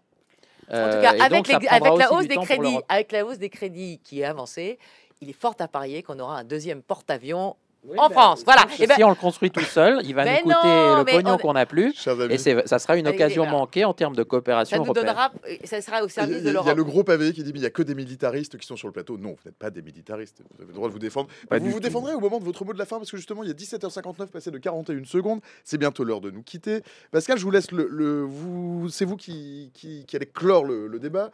Mais d'abord, avec votre mot de la fin à vous, Michel Dardevet, le mot de la fin ou le mot de la suite? Brièvement parce que je n'ai pas vu l'heure. Le mot de la fin, c'est Pardonnez-moi. qu'on n'est pas pour répondre à... Qui posait la question? C'était qui? C'était qui? C'était le gros pavé. Alors, je Le réponds pave. au Je gros pense que c'est plutôt le pavé gros pavé. en disant que, selon le vieux proverbe, si vis pacem parabellum, si tu veux la paix, si tu veux être un continent de paix, ce qui est le souhait de tous les Européens, il faut préparer ardemment la guerre, enfin pas la guerre, mais les conditions de défense du continent européen. Yves Bertoncini, le mot de la fin ou le mot de la suite? Écoutez, le mot de la fin, c'est que l'Europe est célébrée sur l'ère de l'hymne à la joie, mais qu'en réalité, elle a été construite sur l'ère de l'hymne à la peur. Nous nous sommes unis parce que nous avions peur de nous refaire la guerre entre nous. Et ça a formidablement bien marché parce que entre les pays membres, on ne se fait plus la guerre. On a fait l'euro et l'Union européenne parce qu'on avait peur des conséquences de la réunification allemande. Et aujourd'hui, on va faire davantage pour être unis dans la diversité, peut-être pas à 27, parce qu'on a peur. On a peur, à juste titre, des Russes sans que les protections américaines soient absolument garanties. Et donc, je crois qu'il sortira de tout ça quelque chose d'utile pour le continent européen, et que si la France joue son rôle de leader de manière pragmatique, pas trop condescendante, pas trop arrogante, en trouvant de l'argent qu'elle n'a plus, peut-être grâce à l'européanisation des programmes, eh bien, dans cette crise, l'Europe aura trouvé encore les moyens de faire quelques pas en avant pour la sécurité de ses concitoyens. Merci Yves Bertoncini. Pascal Joannin, c'est vous qui avez le vrai mot de la fin. Écoutez, merci beaucoup. Alors, moi, je l'ai dit tout à l'heure, je pense que cette nouvelle période de la construction européenne, là, c'est un peu un troisième temps de l'Europe. Il y a eu les fondateurs et les 35 premières années où, en effet, on a créé une union économique. Après, il y a eu la chute du mur et on a élargi. Et puis, on a fait d'autres programmes. On a fait l'euro, on a fait des embryons de programmes de défense. Et là, en effet, compte tenu de la nouvelle scène internationale, qui est donc une rupture avec l'ordre établi post-Seconde Guerre mondiale, on a une nouvelle Europe qui se met en place. Et là, on voit bien qu'il y a une prise de conscience qu'on ne peut plus faire comme avant et qu'il y a des choses qui vont pouvoir être faites, notamment en matière de défense, pour justement, comme tu l'as dit Michel, pour en effet ne pas avoir à faire la guerre, il faut la préparer pour pouvoir... Voilà, et qu'on ait les moyens, le jour où on aurait besoin de s'en servir, d'avoir les moyens de préserver notre autonomie, notre indépendance et les intérêts qui sont les nôtres et qui sont les valeurs que nous portons et que vomit Vladimir Poutine et que Trump montre qu'il nous lâche un peu. Et donc là, c'est cette réalité-là qu'il faut faire face. Et je crois que les Européens en ont conscience et qu'on va y arriver. Mais ça va prendre du temps. Mais ça n'est pas c'est pas une Europe guerrière. C'est une Europe qui se protège ses intérêts et ses citoyens. Merci Pascal Joannin, merci Yves Bertoncini, merci Michel Dardevé. Il est 18h02 passé de 53 secondes. Chers amis, merci de nous avoir fait l'amitié de vos lumières. Merci d'avoir répondu aux questions du chat. L'audience a grimpé au fur et à mesure de votre propos, donc visiblement ça a intéressé tous ceux qui nous écoutent, qui nous regardent et qui nous lisent. Je vous fiche dehors du plateau. Je vous remercie infiniment. J'espère qu'on aura le plaisir. Alors, je ne sais pas si on parle de guerre, parce que c'est un plaisir. En tout cas, d'avoir vos lumières de nouveau. Je vous remets entre les mains de Camille Rio, qui devrait vous permettre de retrouver l'air frais du 116 avenue du Président Kennedy. C'est une maladie. C'est une maladie, vous l'avez rappelé en introduction, qui, au niveau du surpoids, touche à peu près 50% de la population au niveau national. L'obésité, c'est 17% de la population, les hommes, les femmes. C'est une vraie maladie. C'est pas seulement parce que, et là je vais citer Anne-Sophie Joly, on ne se réveille pas un matin en décidant de prendre 20-30 kilos. Il y a des facteurs génétiques, il y a des facteurs environnementaux qui déterminent nos comportements nutritionnels, c'est-à-dire à la fois ce que l'on ingère, l'alimentation favorable à la santé, l'activité physique qui nous permet éventuellement de dépenser une partie des calories accumulées. Et puis c'est également une maladie de la société dans la mesure où l'environnement favorise. Si on est sensible à cet environnement, si on n'a pas été préparé pour bénéficier de cet environnement et non pas le subir. Anne-Sophie, votre livre, ça s'appelle « Je n'ai pas choisi d'être grosse ». C'est le titre de votre livre. Vous auriez pu en choisir un autre de titre. Pourquoi c'est celui-là que vous avez choisi? Est-ce qu'on a pu vous laisser penser un jour qu'être en surpoids, c'était un choix? C'est ce La que réponse est non, bien ouais, sûr. oui, non, c'est pas un choix. En fait, c'était un petit peu pour interpeller la population. Parce qu'effectivement, il y a encore une catégorie de personnes qui pensent que, en fait, il suffit, il n'y a qu'à faucon, on mange moins, on court un peu plus, on est un peu plus volontaire. Puis bon, si vous étiez un petit peu plus intelligent, vous n'en seriez pas à ce stade-là. Non, parce que, voilà, c'est quand même... voilà, vous faites pas assez ce qu'il faut. C'est beaucoup plus compliqué que ça. Donc, il y a une partie génétique, il y a évidemment comment va se passer la grossesse de la maman. Est-ce que vous allez naître par voie basse ou effectivement par césarienne? Est-ce que effectivement le bébé est né à plus de 4 kilos à la naissance? Est-ce qu'il y a eu un allaitement? Est-ce que, voilà, la génétique évidemment des parents, et puis après, j'ai envie de dire ce que vous allez manger, mais ce que vous allez pouvoir aussi manger, avec les transmissions intergénérationnelles dans la famille dans laquelle vous allez évoluer. Et puis, en fonction effectivement du niveau social, vous allez acheter ce que vous pouvez. Et là-dessus, j'insiste parce qu'il faut avoir beaucoup de bienveillance là-dessus. C'est-à-dire que les gens qui regardent, et je prends un exemple qui date d'hier. ça date pas de longtemps, d'hier. Donc on était mercredi, mon fils me demande quelque chose. Je me suis enfuie de la maison, parce que là en ce moment c'est s'enfuir de la maison. Je suis sortie. Il a quel âge, votre fils? Il a 10 ans, pardon. Il a 10 ans et il voulait un jouet. Donc bon, je lui avais dit, si je peux, je t'emmène, on ira effectivement dans le supermarché d'à côté pour l'acheter. Et puis là, effectivement, je n'ai pas fait mes courses, c'est mon mari qui s'occupe de faire les courses, depuis 2 mois. Parce que j'ai pas le temps. Et j'ai acheté des gâteaux pour effectivement, j'ai envie de dire, les semaines à venir. Donc j'ai pris 4-5 paquets de gâteaux.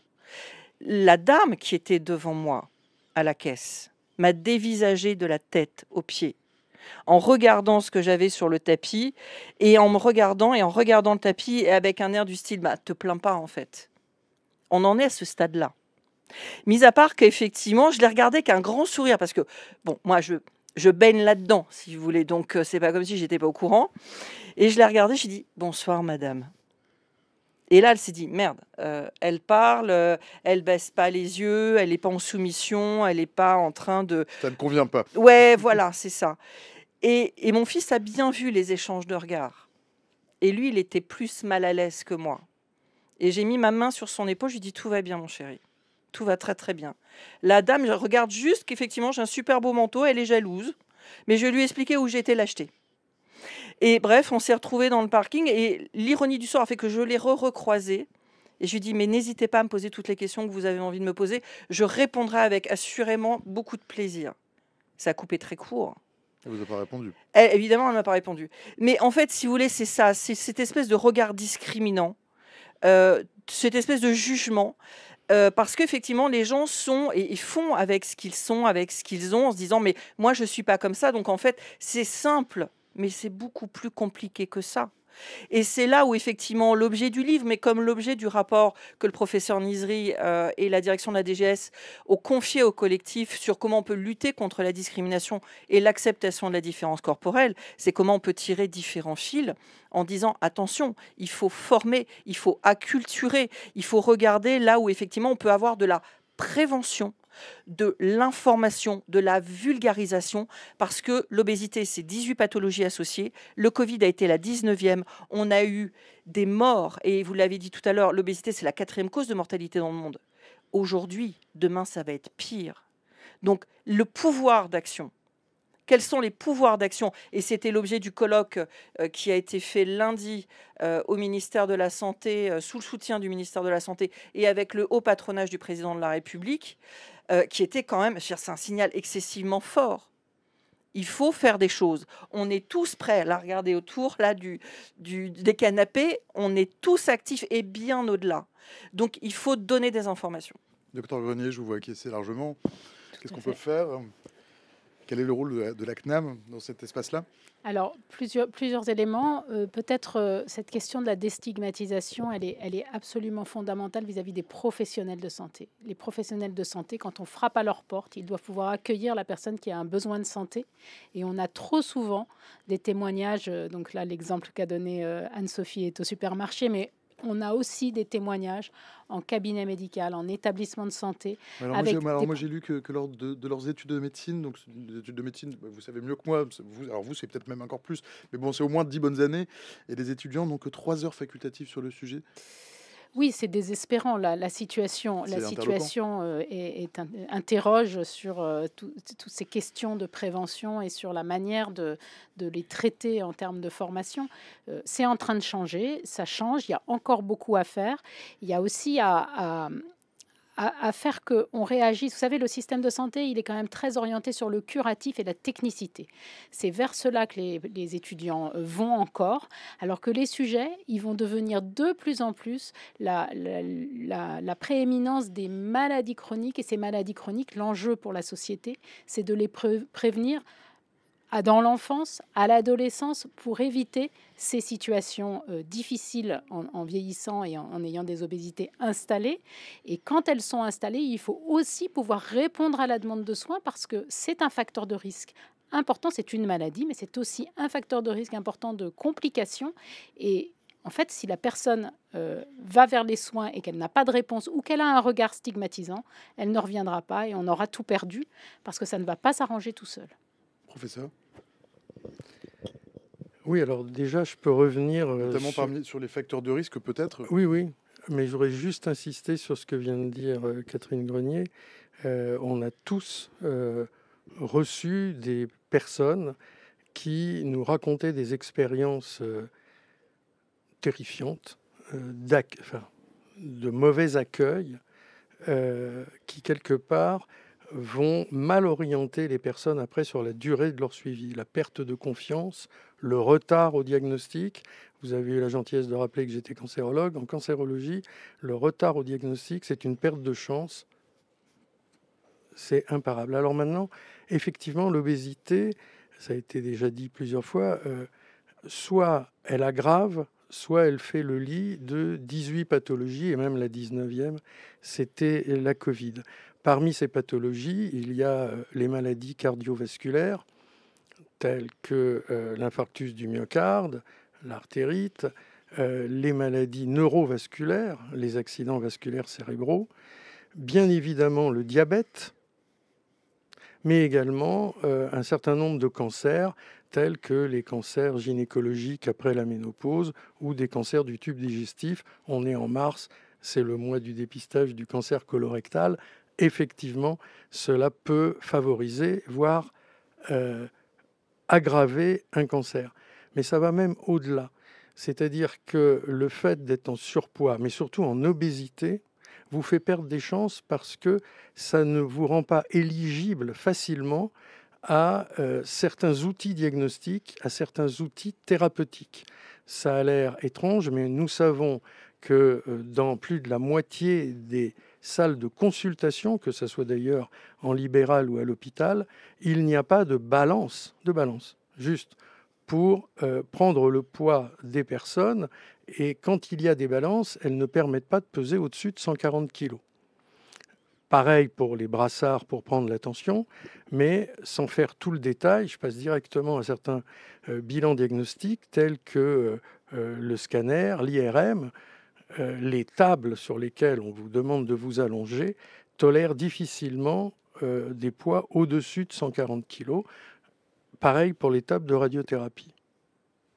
Donc c'est vraiment des pertes de chance. Et aujourd'hui, si l'on veut avoir une prise en charge globale de ces personnes, il faut commencer dès la prévention, dès qu'un professionnel de santé ou un acteur public repère qu'il y a un surpoids chez quelqu'un, il faut tirer la sonnette d'alarme. En fonction de l'âge, on ne la tire pas auprès des mêmes personnes, mais il faut agir. Lorsqu'on est dans un circuit de prise en charge sanitaire, ce n'est pas parce qu'on est dans un service de rhumatologie et qu'on est jeune, s'il y a un surpoids, qu'on ne doit pas s'intéresser à ce surpoids. Et ensuite, lorsque l'obésité est en place, il faut absolument la prendre en charge. Et je ne veux pas empiéter sur ce que pourrait dire Catherine Grenier, mais moi j'ai en permanence une petite musique là dans la tête. Tous ceux d'entre nous, alors c'est privilège de l'âge, je suis de très loin le plus âgé sur ce plateau, on est très fréquemment touché par des pathologies chroniques.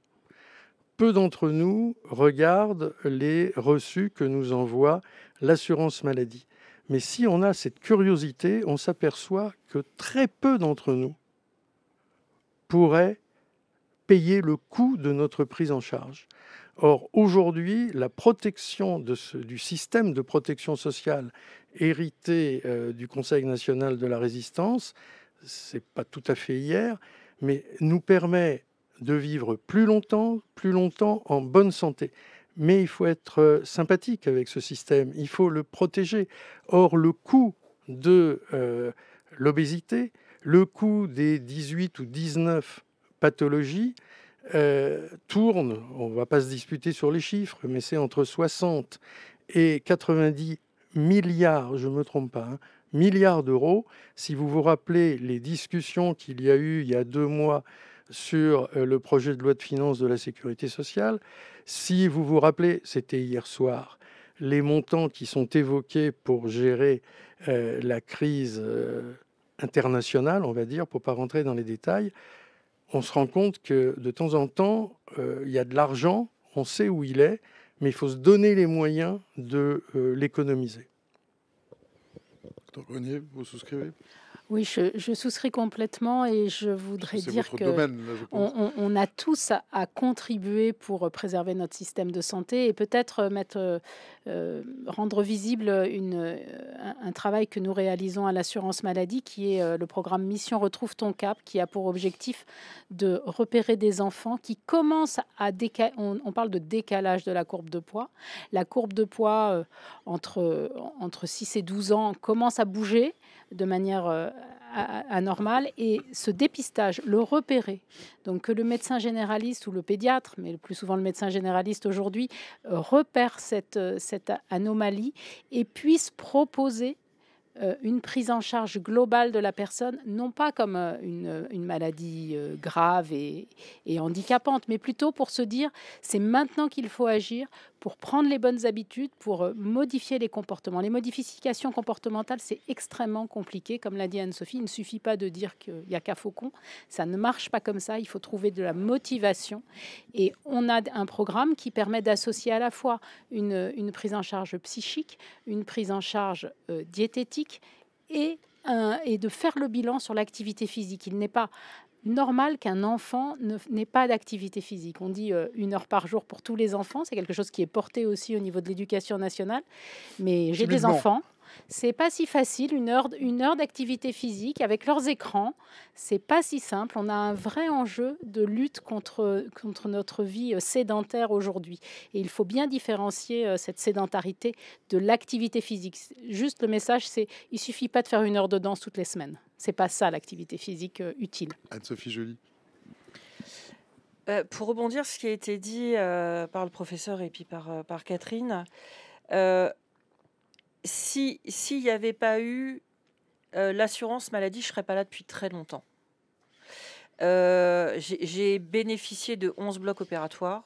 Enfin, moi, je suis plus là depuis très, très longtemps. Et de l'autre côté, parce que les gens peuvent se dire de l'autre côté de l'écran, ils sont un peu rabages. Oui, donneur de leçons, il faut bouger, il faut manger bien, etc. Moi, je vous le dis, alors, j'ai quelques années quand même au compteur. Si on m'avait, je dis bien si, on m'avait dit dans les années 90 ou dans les années 80, fais attention à ça, pense à ça, pas pour être donneur de leçons, mais pour te préserver, toi, ta santé. Santé métabolique, santé psychologique, bien-être social, bien-être amoureux, pouvoir avoir effectivement un métier sur lequel on puisse m'embaucher en se disant bon bah alors elle, bah, on va la prendre parce que bon elle a quand même 2-3 neurones, mais on va la payer moins cher parce que vu sa corpulence physique, elle va pas quand même pouvoir prétendre à un tarif comme tout le monde. C'est le cas. Hier j'étais avec Jean-François Amadieu, qui est sociologue, qui a fait des études sur le sujet. Vous êtes beaucoup moins payé. Vous avez 4 fois moins de chances à diplôme équivalent de trouver un emploi. Parce que la personne en surpoids est réputée Exactement. Fainéante, plus lente. Oui, et puis les employeurs se disent, mais enfin, il ou elle va représenter comment la société? Enfin, genre, on vous colle dans un placard, on va être très très clair. Donc, tout ça pour vous dire, les messages de santé publique, c'est pas pour embêter les gens. C'est prenez ces informations-là, accaparez-les-vous dans un intérêt purement égoïste qui est votre vie et votre santé. Parce que si avec des si on va aller loin, mais moi ce que j'implique à mon fils, c'est mon fils bouge. Je veux dire, voilà, il y a des fruits et légumes toujours partout. T'as faim, ok, pas de problème. Alors là, il y a des bols de tomates cerises, il y a des fruits, il y a des fruits secs. Mais ça, on me l'a pas donné quand j'étais petite. Donc, vous voyez, c'est cette transmission d'informations qui est quand même hyper capitale. Et je terminerai sur un propos quand vous mangez de l'ultra transformé, du tout fait, ça vous coûte 2 fois plus cher. Et c'est rempli. Expliquez exactement ce qu'est l'ultra transformé. Je pense que c'est flou dans la tête de plein de gens. Ce n'est pas que la nourriture industrielle. Alors, on est toujours en attente Et d'une... professeur, et je vous coupe parce qu'il y a une question dans le chat, je vous les pose et vous y Allez-y, répondrez si vous avez allez-y, envie. allez-y. Il y a Kyle qui demande par exemple, salut Kyle, bonjour, qui dit est-ce que la présence de sucre partout dans les plats n'est pas aussi un problème? Volca dit l'obésité, est-ce que c'est un mal du XXe siècle ou ça existait déjà dans le passé? Pardon, professeur, je vous ai coupé. Non, Allez-y. il n'y a pas de souci, au contraire, ça... Et pardon, ça et Shane qui dit oui. est-ce que l'obésité n'est surtout pas due à notre alimentation industrielle et donc Ah ben, on y arrive. agro-industrielle, qualité, produits chimiques? Et je vous coupe plus, professeur. Non, Pardon. non, il n'y a pas de souci. Il n'y a pas pour l'instant de définition validée des produits ultra transformés. On est donc obligé de réfléchir vraiment tout bêtement. Lorsque vous en avez la culture, lorsque vous en avez les moyens, y compris les moyens financiers, vous pouvez acheter, remplir votre caddie avec des produits naturels. Effectivement, certains ont des fois fait le tour du monde avant d'arriver dans l'étal, mais ça, on pourra en reparler. Et à ce moment-là, vous prenez du temps pour cuisiner. Ça prend du temps. C'est pas à la mode actuellement, puisque la mode, c'est de manger vite fait, bien fait, de préférence devant un écran. C'est-à-dire tout ce qu'il ne faut pas faire. Si on veut faciliter les choses, on prend des produits transformés, c'est-à-dire les produits que l'on trouve assez facilement chez les traiteurs, boulangeries, charcuteries, etc., où là, ce sont des produits qui ont été préparés au maximum 24 heures avant, souvent moins. Et puis, lorsqu'on a... Et souvent avec un coût pas négligeable. Donc, dans ce cas-là, la solution, c'est effectivement ces produits dits ultra transformés qui contiennent, bien sûr, les aliments qui se trouvent sur la photo qui entoure le paquet. Donc, si vous achetez un poisson préparé, une viande préparée, il y a du poisson et de la viande dans cette enveloppe. Mais vous avez également énormément de produits qui sont là pour améliorer l'aspect, la couleur, le goût, la conservation, et puis, plus désagréable, quelqu'un a posé la question du sucre, même dans des produits salés, vous avez du sucre pour une raison toute simple, c'est que le sucre emmagasine l'eau, de la même façon que le sel, ce qui fait que lorsque vous achetez une proportion d'eau qui est parfois supérieure à la proportion du produit que vous pensez acheter. Du produit plus le poids du sucre et qui est gonflé d'eau. Voilà, gonflé d'eau. Donc ça vous fait payer l'eau assez cher. Et ces produits-là, en gros, il y a, non pas en poids, mais en quantité, il y a 50% d'additifs qui sont inutiles et souvent dangereux pour la santé, alors peut-être pas à court terme, mais à moyen et à long terme.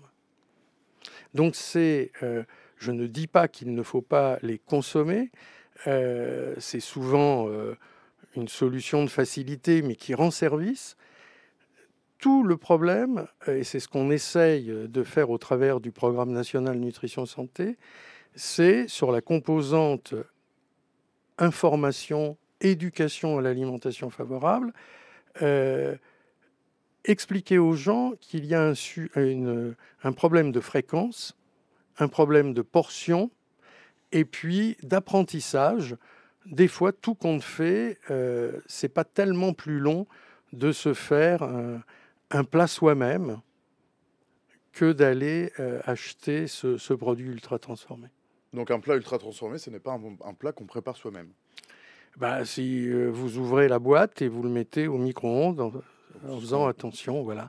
Mais ce qu'on appelle c'est la bouffe industrielle. C'est de la bouffe industrielle, mais si vous voulez, aujourd'hui, il y a une dynamique qu'on aura énormément de mal à faire évoluer. Donc, l'une des missions de ce programme national Nutrition Santé, c'est de travailler avec l'industrie agroalimentaire pour travailler avec eux sur la reformulation de ces produits, avec un affichage le plus transparent possible. On a déjà bénéficié du Nutri-Score, mais il faut être encore plus transparent. Nutri-Score, pour ceux qui nous rejoignent, donc c'est les lettres A, B, C, D. Absolument, avec les couleurs qui vont bien.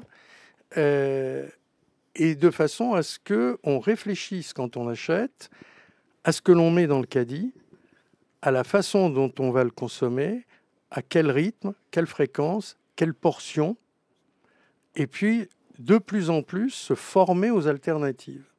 Et ça, nous avons, avec Anne-Sophie Joly, dans le cadre de nos activités, soit dans le programme national nutrition santé, soit au travers de la feuille de route obésité, toutes ces stratégies sont en cours de bilan, mais nous avons commencé à faire ce que nous n'avions pas suffisamment fait avant, c'est de travailler justement avec les industriels sur la reformulation, de travailler avec tout l'environnement média, vous, par exemple, les plateformes. Oui, mais c'est important, puisque récemment, on a pu, à la suite de travaux qui ont été conduits pendant tout l'été, faire signer en décembre la charte alimentaire à l'ARCOM. Et cette charte, par rapport aux précédentes, a plusieurs caractéristiques. La première, c'est que tout le monde est autour de la table. C'est-à-dire tous les acteurs de l'alimentation, depuis la société civile, les associations de patients. L'ARCOM, c'est le régulateur des médias, pardon. Oui, je crois que de ces temps-ci, pour d'autres raisons, je crois que tout le monde a bien en tête. On connaît mieux l'ARCOM. Les médias, alors les médias que je pratique plus facilement, c'est-à-dire les médias classiques, audiovisuels, toutes les plateformes ont signé, toutes, ont pris des engagements. Comme elles ont pris ces engagements, 2 ministères ont accepté de signer. C'est nouveau, c'est la première fois. Le ministère de la Culture, puisqu'on est dans les médias, le ministère chargé de la Santé, et surtout a été créé un comité de suivi, c'est-à-dire qu'on ne va pas se donner des rendez-vous tous les 5 ans pour se dire « zut, on a raté, qu'est-ce qu'on fera de mieux ?» Là, on va se donner rendez-vous et on se donne rendez-vous tous les 6 mois pour essayer de regarder ensemble. Il y aura sûrement des discussions franches et cordiales, comme on disait dans le temps, mais l'objectif, ce n'est pas de se disputer, c'est de trouver les raisons pour lesquelles on ne va pas assez vite, assez loin, pour aider à la modification des comportements. Alors, professeur, très concrètement, qu'est-ce que les médias peuvent faire? Alors, qu'est-ce qui nous obligerait? Nous, c'est très facile. Premièrement, vous vivez, en particulier dans le système privé, des commandes que vous passent les annonceurs. Donc le fait d'avoir une véritable politique proactive par rapport à l'affichage du Nutri-Score sur les publicités, c'est déjà quelque chose de très important. Et je vous rappelle que ce Nutri-Score, malheureusement, n'est pas obligatoire en France, puisque ça relève du droit européen. Et un des moyens, ce n'est pas le seul, mais un des moyens de pression, c'est le fait que, en particulier, alors c'est peut-être pas vrai pour des médias comme le vôtre, mais sur ce qu'on appelle les heures d'écoute conjointe sur les médias classiques, vous évitiez de passer des publicités pour les produits trop gras, trop sucrés, trop salés, ou incitant les enfants à... par exemple, à partir de la 4e, lorsqu'ils ont le droit de quitter le milieu scolaire, au lieu d'aller à la cantine, de se précipiter sur quelques enseignes pour lesquelles je ne ferai pas de publicité. Et encore une fois, y aller une fois de temps en temps, ce n'est absolument pas dramatique. D'y aller tous les jours pose un problème. Donc ça, c'est la première chose que vous pouvez faire. La deuxième, c'est ce que vous êtes en train de faire, c'est-à-dire de donner à un certain nombre d'acteurs la possibilité d'informer, d'expliquer, et éventuellement, nous nous engageons à trouver des partenaires sur tel ou tel sujet qui n'est pas de lien d'intérêt, de conflit d'intérêt, et qui vous aident bénévolement à construire ce type d'émission. Vous savez... Ça s'est produit comme ça, pour être très transparent. Oui, mais je ne suis pas occupé de grand-chose. Je ne veux pas gâcher l'ambiance, mais je voudrais juste rappeler quelque chose là, maintenant, tout de suite. Vous avez rappelé que j'étais universitaire. Comme tous les universitaires, on essaye d'enseigner, de transmettre. C'est notre honneur, on essaye de le faire le mieux possible. Et on a l'impression qu'on le fait bien. Et puis, l'État a fait... 4 programmes nationaux nutrition santé. Et puis, il y a quelques années, personne ne l'a oublié, est arrivée la Covid. On ne va pas encore une fois se disputer sur les chiffres. 250 000 morts.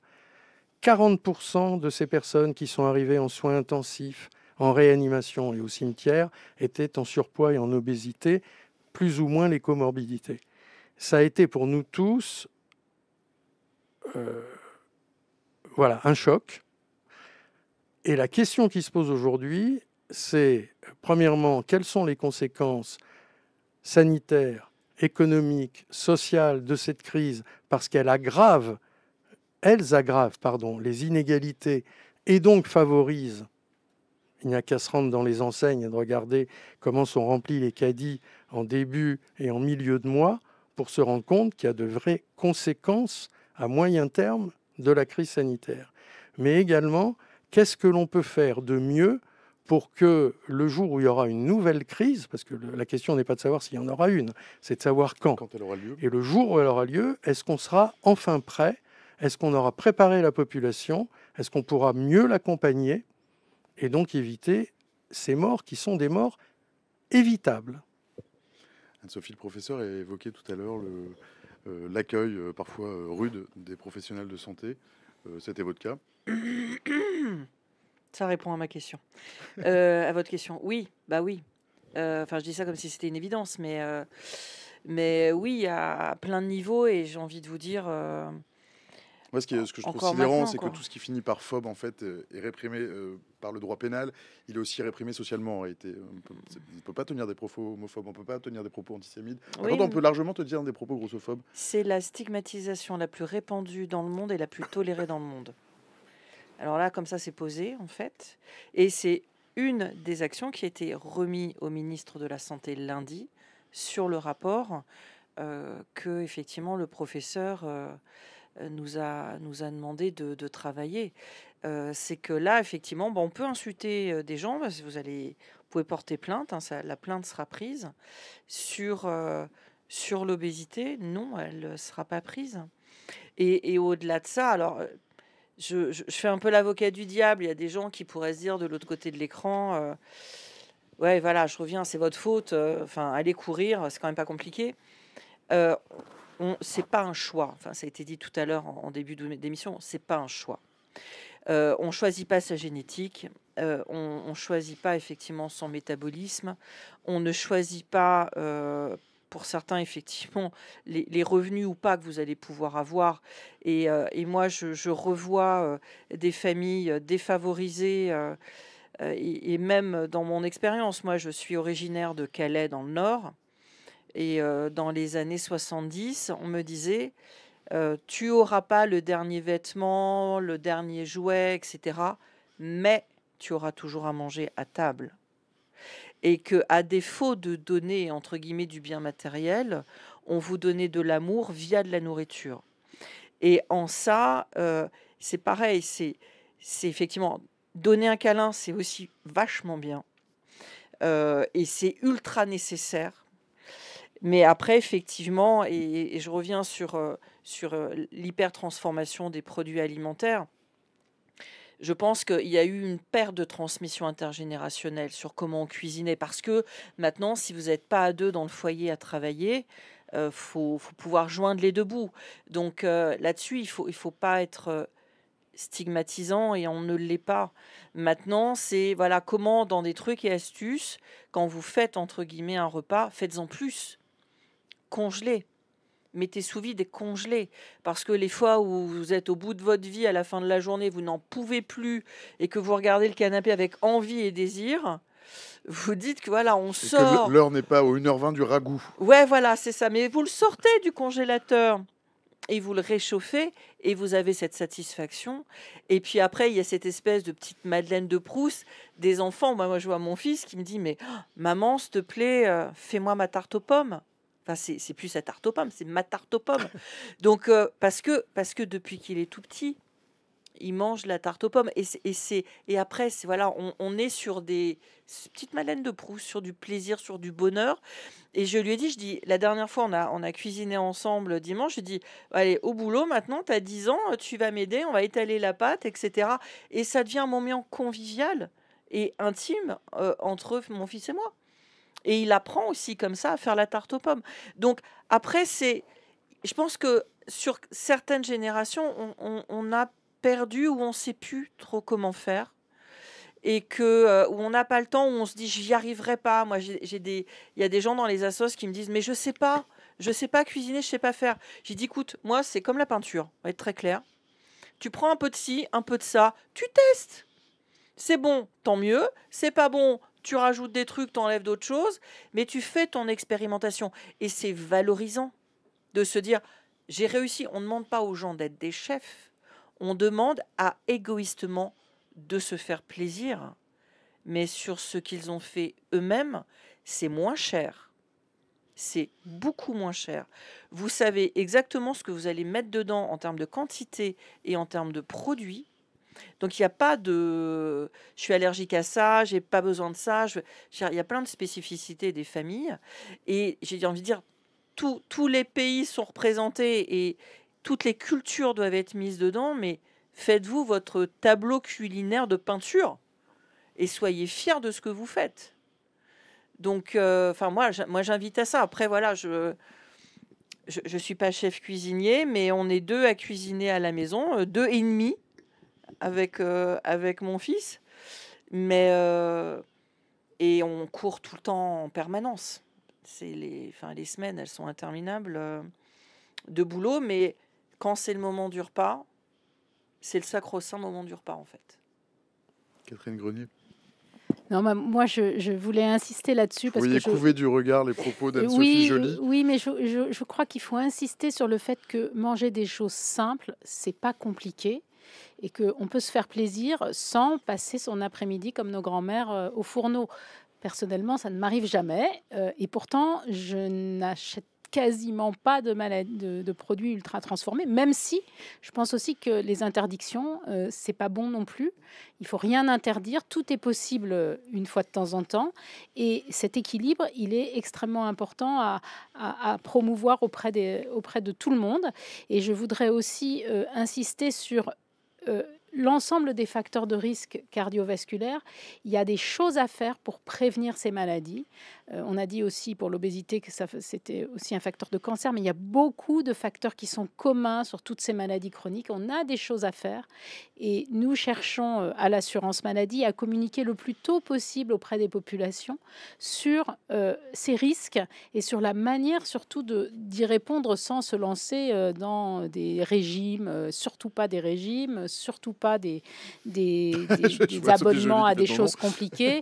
L'activité physique, il suffit de prendre ses baskets pour faire de l'activité physique. On n'a pas besoin d'abonnement à quoi que ce soit pour faire de l'activité physique. Ça peut être vrai pour une personne qui a une maladie avec une difficulté particulière. Là, oui, bien sûr, il y a des choses qui sont thérapeutiques, de l'activité physique adaptée. Mais quand on est dans l'activité physique d'un jeune qui va bien, qui a juste 5 kilos de trop, il peut très, très bien le faire seul. Il n'a pas besoin d'être accompagné. Ça n'a pas besoin d'être coûteux. Il peut rechercher des associations, il peut rechercher des activités collectives pour réaliser les choses. Je pense qu'il faut surtout qu'on prenne conscience de ces facteurs comportementaux qui jouent un rôle aussi important alors quand je dis aussi important, ça dépend des cas bien sûr, que la génétique, que la psychologie. Il y a beaucoup de facteurs qui influent et l'objectif c'est de maîtriser le global.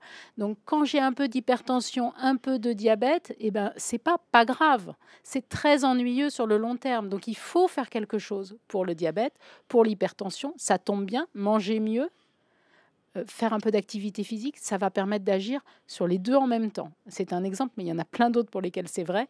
Et donc, on a des actions, je dirais des retours sur investissement extrêmement importants, de petits efforts comportementaux. Efforts, et là je parle à titre personnel parce que je l'ai testé moi-même, des efforts qui deviennent du plaisir. Parce qu'au départ, on fait l'effort et puis après, on en a besoin parce que notre corps, il s'habitue. Ça aussi, c'est important de bien le concevoir. Tous les gens qui font de la course à pied le disent. Hein. J'ai couru au début, c'était très dur, je faisais 10 minutes et maintenant, si j'ai pas ma demi-heure 3 fois par semaine, je suis pas bien. Donc, il sait aussi habituer son corps à des choses qui lui font du bien, tout simplement. C'est pas forcément des choses très compliquées. Après, évidemment, il y a des associations avec des thérapeutiques qui peuvent être nécessaires. Alors justement, Et j'allais y venir. voilà. Qu'est-ce qu'on a dans l'éventail des solutions, on va dire traditionnelles? Enfin, je ne sais pas si traditionnel, le mot est vraiment mal choisi. Est-ce qu'on a des médicaments contre l'obésité? Est-ce qu'il y a des traitements qui marchent? Je pense que la réponse est non, mais il y a peut-être un petit peu de oui. Il y a un peu de choses qui sont prometteuses. D'abord, l'obésité, jusqu'à il n'y a pas très longtemps, la seule réponse qui était visible, c'était la chirurgie. Une chirurgie très délétère qui n'est pas sans conséquence sur la vie au quotidien. Sur tout le long de la vie. Hein. Donc, on en est quand même revenu, enfin, disons, de le mettre à sa juste place. La chirurgie peut être intéressante, mais dans des cas particuliers, vraiment des obésités sévères. Hein. Je crois qu'il faut retenir ça. La chirurgie, ce n'est pas une panacée. Faire mettre un anneau sur l'estomac, ça ne permet pas de régler le problème, loin de là. Et je pense que ça a été trop dit. Évidemment, il y a les mesures, les actions d'accompagnement sur les comportements qui peuvent agir. Il y a des médicaments qui sont aujourd'hui testés de manière très prometteuse, hein, qui ont été évalués positivement et qui vont arriver comme des Il y a un de nos réponses, internautes des solutions. Qui cite Ozempic notamment. Oui, tout à fait. Ces médicaments sont aujourd'hui non disponibles, remboursés par l'assurance maladie. Ils vont arriver pour des cas précis. Ce qu'il faut retenir, Ils c'est sont que disponibles mais non remboursés voilà, par ils l'assurance sont, maladie. c'est ça, disponibles mais non remboursés par l'assurance c'est cher. maladie. On sait qu'il y a un certain engouement. Moi, je suis précautionneuse par rapport à cet engouement. Hein. Un traitement, c'est jamais neutre. Prendre un médicament, ce n'est pas la solution. Il faut trouver des solutions qui répondent à des situations précises. Le petit surpoids ne nécessite pas de médicaments et c'est pas parce qu'on veut pas le donner parce que ça coûte cher, c'est parce que c'est pas bon. C'est pas la meilleure solution dans la situation donnée. Je crois que c'est important aussi de comprendre il faut pas s'imaginer qu'on peut avoir des béquilles à vie sur des comportements. Il faut trouver des solutions qui viennent de la manière de vivre en fait au quotidien. Anne-Sophie, professeur. Alors, Anne-Sophie Joly. vous parliez tout à l'heure de régime. Je veux être très précis sur quelque chose. C'est que les régimes qui sont vendus à la télé, je ne citerai pas, mais il y en a quelques-uns. Vous n'allez pas perdre du poids, enfin vous allez perdre du poids, mais vous n'allez pas perdre spécifiquement dans les premiers temps de la graisse, vous allez perdre du muscle, vous allez perdre de l'eau. Et depuis quand? Alors je fais ma blonde. Hein. Depuis quand? Pardon à tous nos amis blonds. Oui, Sophie non, mais j'en Joly. suis. Voilà, C'est sur le service public. Voilà, je suis. Depuis quand on soigne une maladie à la télé à coup de pub? On va être très clair. L'obésité, c'est une maladie. Donc, une maladie nécessite des traitements par des professionnels de santé aguerris sur le sujet, rien d'autre. Donc, quand vous allez perdre du poids en faisant un régime que vous avez pris en dehors d'une équipe pluridisciplinaire, attendez-vous, en plus de perdre de l'argent, vous allez perdre certes un peu de poids au départ, mais vous allez le reprendre et ça va être systématiquement avec le bonus. Parce que le corps se souvient absolument de tout. Et Catherine le disait tout à l'heure, quand vous avez 5 kilos à perdre, vous devez les perdre pour quelle raison? Est-ce qu'effectivement, il y a une indication médicale parce que vous avez mal au dos ou il y a autre chose derrière? Ne vous amusez surtout pas. Alors, c'est une patiente qui vous le dit. Allez perdre tout seul. Parce que vous allez commencer à faire l'effet yo-yo. On va en perdre 5, on va en reprendre 7, on va en perdre 10, on va en reprendre 15, et ainsi de suite. Et là, vous allez avoir des marqueurs de mémoire sur vos cellules et à un moment donné votre corps il va vous dire ouais, ça va, t'es bien drôle là, mais moi je vais me mettre en réserve et puis moi je suis programmé pour que tu restes en vie. Et là on perd plus de poids et vous abîmez très clairement votre corps. Donc écoutez une vieille qui est passée par là et jouez pas à ça en fait. Vas-y. Oui, je voudrais juste Je vous en prie, préciser une docteur chose, Renet. parce que tu as dit on peut pas les perdre, on ne peut pas les perdre tout seul. Je pense que ce que tu voulais dire, c'est on peut pas les perdre rapidement avec un régime. Parce que c'est important. Je pense qu'on peut modifier ses habitudes alimentaires tout seul. Je ne veux pas qu'il n'y ait pas d'accès aux professionnels, c'est pas ce que je dis, mais il y a des choses simples qui peuvent être réalisées tout seul. On a beaucoup de contenus qui sont labellisés PNNS, Santé publique France, Assurance maladie aussi. Hein. Sur notre site, on a de l'information sur des bonnes manières de s'alimenter. Je fais exprès de ne pas utiliser le mot régime, parce que même si on parle en théorie d'un régime alimentaire, le régime est à proscrire. Des habitudes alimentaires que vous ne pouvez pas tenir sur le long terme, c'est à oublier. C'est ça que le corps, c'est à ça que le corps résiste. Plus, et c'est l'effet yo-yo qui est souvent dit, c'est exactement ça. On ne peut pas prendre des habitudes alimentaires pour perdre du poids si l'objectif c'est d'arrêter ces habitudes alimentaires derrière. Donc c'est modifier. C'est la technique des petits pas. C'est vrai pour plein de choses. Modifier légèrement, c'est pratique et très vite on voit les modifications de résultats. Évidemment, quand on est à des stades peu important de surpoids. Et c'est pour ça qu'il faut agir le plus tôt possible. Surtout pas se dire, et je vais parler aux jeunes femmes en particulier, on est bientôt à la journée de la femme, donc je me permets ça, l'enjeu des grossesses. Attention aux grossesses. On ne doit pas prendre du poids parce qu'on a eu un enfant. La question, c'est de rétablir son poids et surtout de ne pas se laisser embarquer 5 kilos à la première grossesse, 5 kilos de plus, 5 kilos de plus. Et ensuite, on arrive à des situations qu'on ne maîtrise plus. Donc, être vigilant, ça ne veut surtout pas dire se peser tous les jours. Ça n'aurait pas de sens, parce qu'il y a aussi des problèmes psychiques qui peuvent se poser par rapport à ce sujet-là. Puis, il y a aussi des anorexies, hein, ça existe. Donc, une attention, une vigilance régulière sur son poids, sans obsession, de manière, je ne sais pas, une fois tous les 6 semaines, 2 mois. On vérifie que son poids est dans son suivi habituel et on rétablit les choses de manière... Voilà, c'est du fine-tuning. De l'ajustement au fur et à mesure. Il y a certainement aussi peut-être le rôle de l'entourage. Bien sûr. Anne-Sophie Joly. Alors, il y a un sujet qu'on n'avait pas encore complètement... Parce que les proches peuvent faire, Oui. alors, ou ne doivent pas faire peut-être aussi. Hein. Alors les vrai. petites phrases assassines du style c'est tellement plus simple, pourquoi tu fais pas ci, pourquoi tu fais pas ça, regarde-moi et regarde-toi. Parfois on a un entourage qui peut être excessivement anxiogène, voire toxique. Enfin, j'emploie des gros mots, hein, mais c'est vraiment ça. Hein. Et donc là, le sujet, c'est de se dire, d'essayer de repérer les gens qui sont bienveillants pour vous et ceux qui ne le sont pas. Et de savoir si effectivement on peut mettre de la distance avec les gens qui ne sont pas bienveillants. Et c'est pas toujours simple parce que parfois c'est de la famille immédiate. Donc voilà, c'est comment on peut réussir à faire ce tri. Et parfois, c'est carrément des traumas psychologiques avec de la violence qui peut être soit physique, soit psychologique. Donc, et là, effectivement, il y a des mécanismes de défense qui se font. Et puis, il y a aussi la problématique du rejet un peu multiples et variés de la société qui font qu'effectivement, vous rentrez dans la dépression. La dépression fait partie, effectivement, des troubles de l'obésité où vous pouvez aussi déclencher ce qu'on appelle des TCA, les troubles du comportement alimentaire. Donc, c'est hyperphagie, boulimie, anorexie, où là, vous pouvez passer par différents stades. Donc, ça, c'est aussi un des éléments sur lequel il ne faut pas s'auto-flageller quand on est dedans.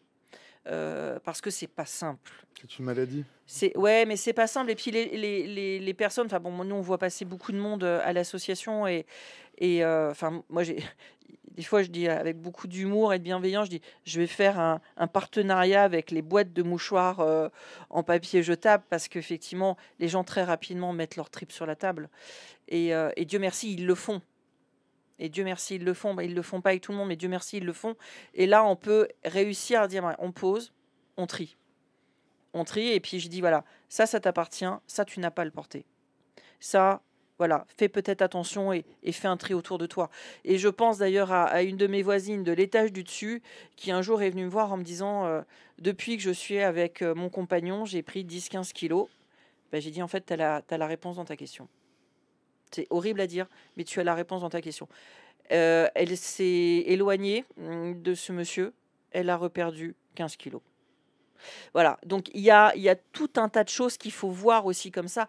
Parfois, c'est aussi le travail, le stress, les angoisses, soit qu'on se met, soit qu'on vous met aussi sur les épaules. Et là, c'est l'alimentation doudou antidépresseur, en fait.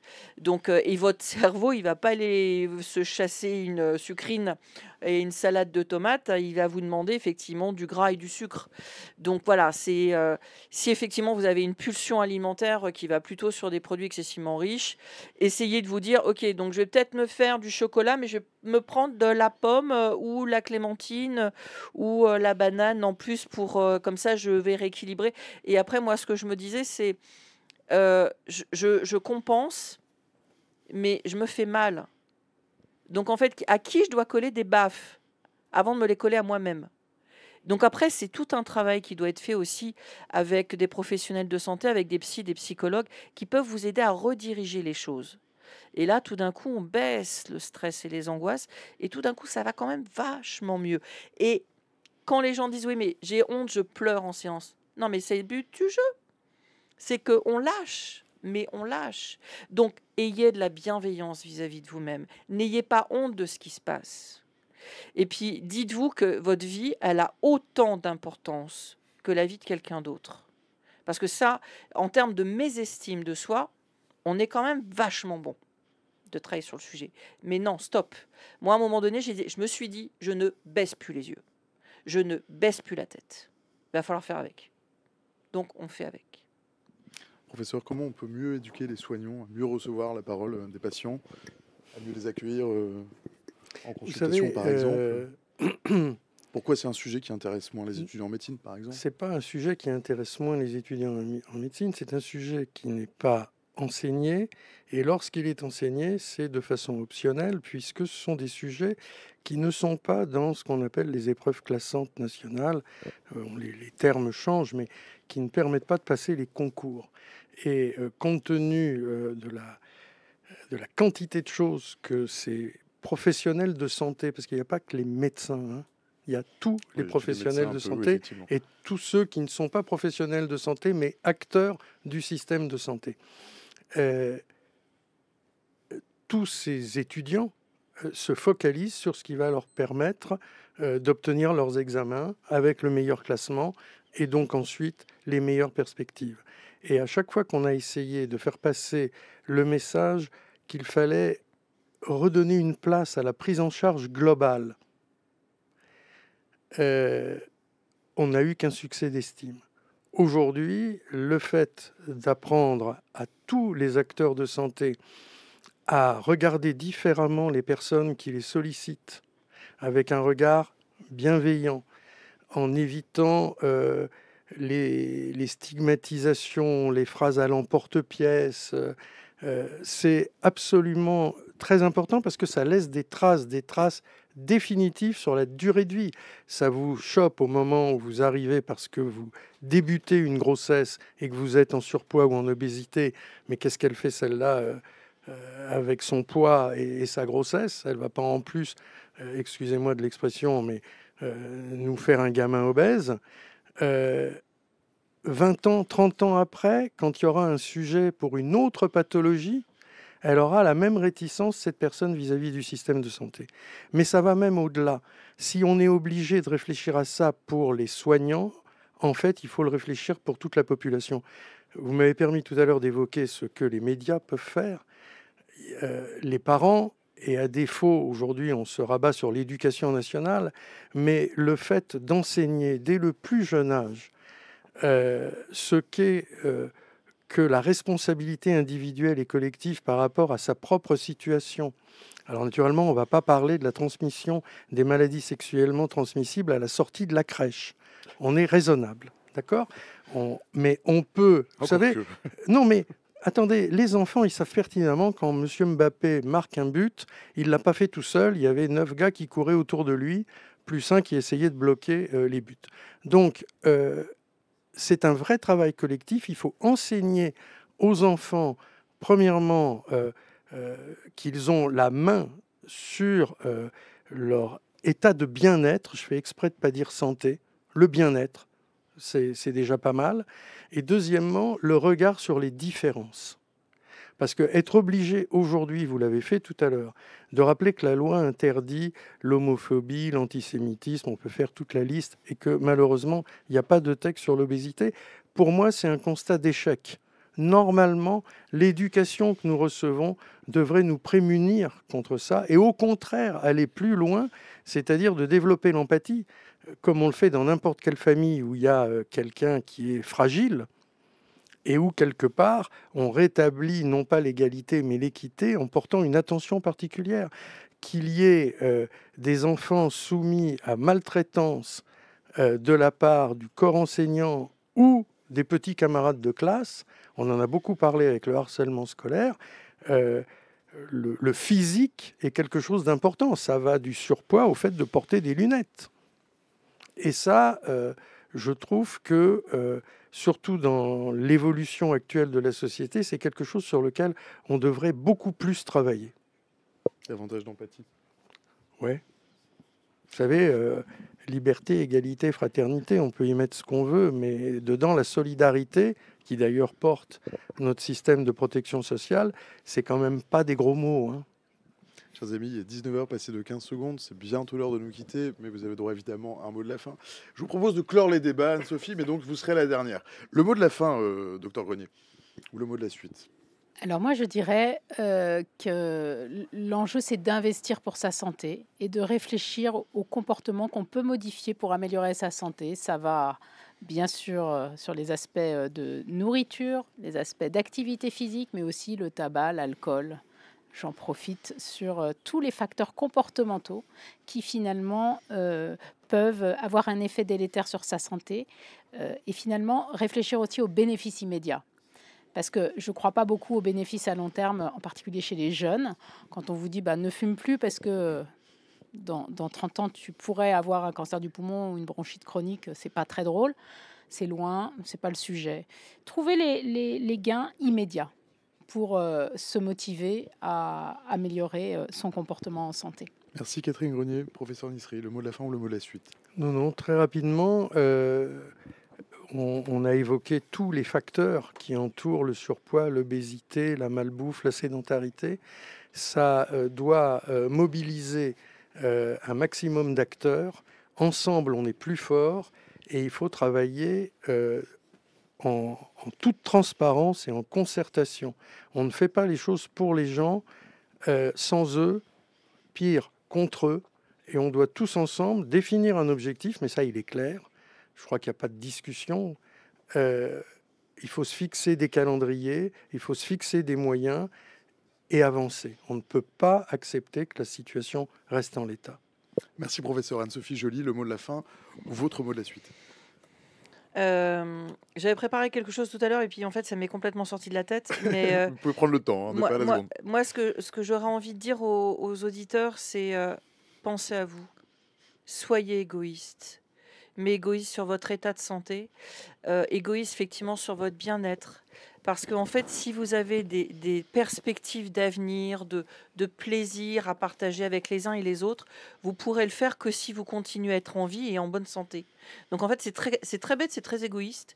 Et que moi, si on me l'avait enseigné bien avant, j'en serais pas là. Et c'est pour ça que je milite. Et c'est pour ça que j'essaye, entre guillemets, à mon niveau, de passer cette petite information. Donc pensez à vous, pensez à votre bien-être, pensez à ceux que vous aimez aussi, et ayez de la bienveillance. Et parfois, dire juste aux gens que vous les aimez, c'est déjà pas mal aussi. J'espère que le message est passé, je suppose qu'il était bien reçu. Il est 19h03, passé de 5 secondes. Merci à tous les trois de nous avoir fait l'amitié de vos lumières, de votre témoignage, Anne-Sophie. C'est la fin de ce stream, chers amis, merci d'avoir suivi. Pour ceux qui ont raté le début, qui veulent le partager, leurs collègues, leurs voisins de palier, leurs voisins de bus, leurs copines, leurs copains, leurs vieilles tantes, qui sais-je, leurs stagiaires, le stream est dispo en replay sur Twitch et sur YouTube, ainsi que sur le site de France Info. Le site de France Info, c'est franceinfo.fr. C'est le service public, c'est gratuit pour l'instant et pour toute la vie certainement. N'hésitez pas à y aller. Il est aussi disponible en podcast podcast sur la plateforme de Radio France, c'est aussi le service public. La discussion se poursuit sur Discord plutôt demain, pas ce soir, puisque ce soir je fais autre chose. Mais n'hésitez pas à m'écrire, je répondrai à vos questions en différé. Jules va mettre le lien dans le chat. Discord, c'est pas mal notamment pour avoir vos retours sur le fond, la forme, vos envies de sujets, puis pour causer avec moi notamment, plus simplement. Merci à vous dans le chat, bien sûr, pour vos mots sympas, pour toutes vos questions. Vous avez été très très nombreux. C'est un plaisir, encore une fois, je répète un peu la même chose qu'hier, mais de constater que ces sujets aussi vous intéressent, alors que l'actualité est chargée et un peu anxiogène. Merci bien sûr à Jérémy Alamodé qui vous lit, qui vous censure, qui vous répond dans le chat. Merci à Stéphanie Berlu pour les visuels, je fatigue. Merci aussi à ma droite à Cyril Balta à la Réal. Merci aussi bien sûr à notre chère Camille à la programmation, Camille Rio, programmateur du stream.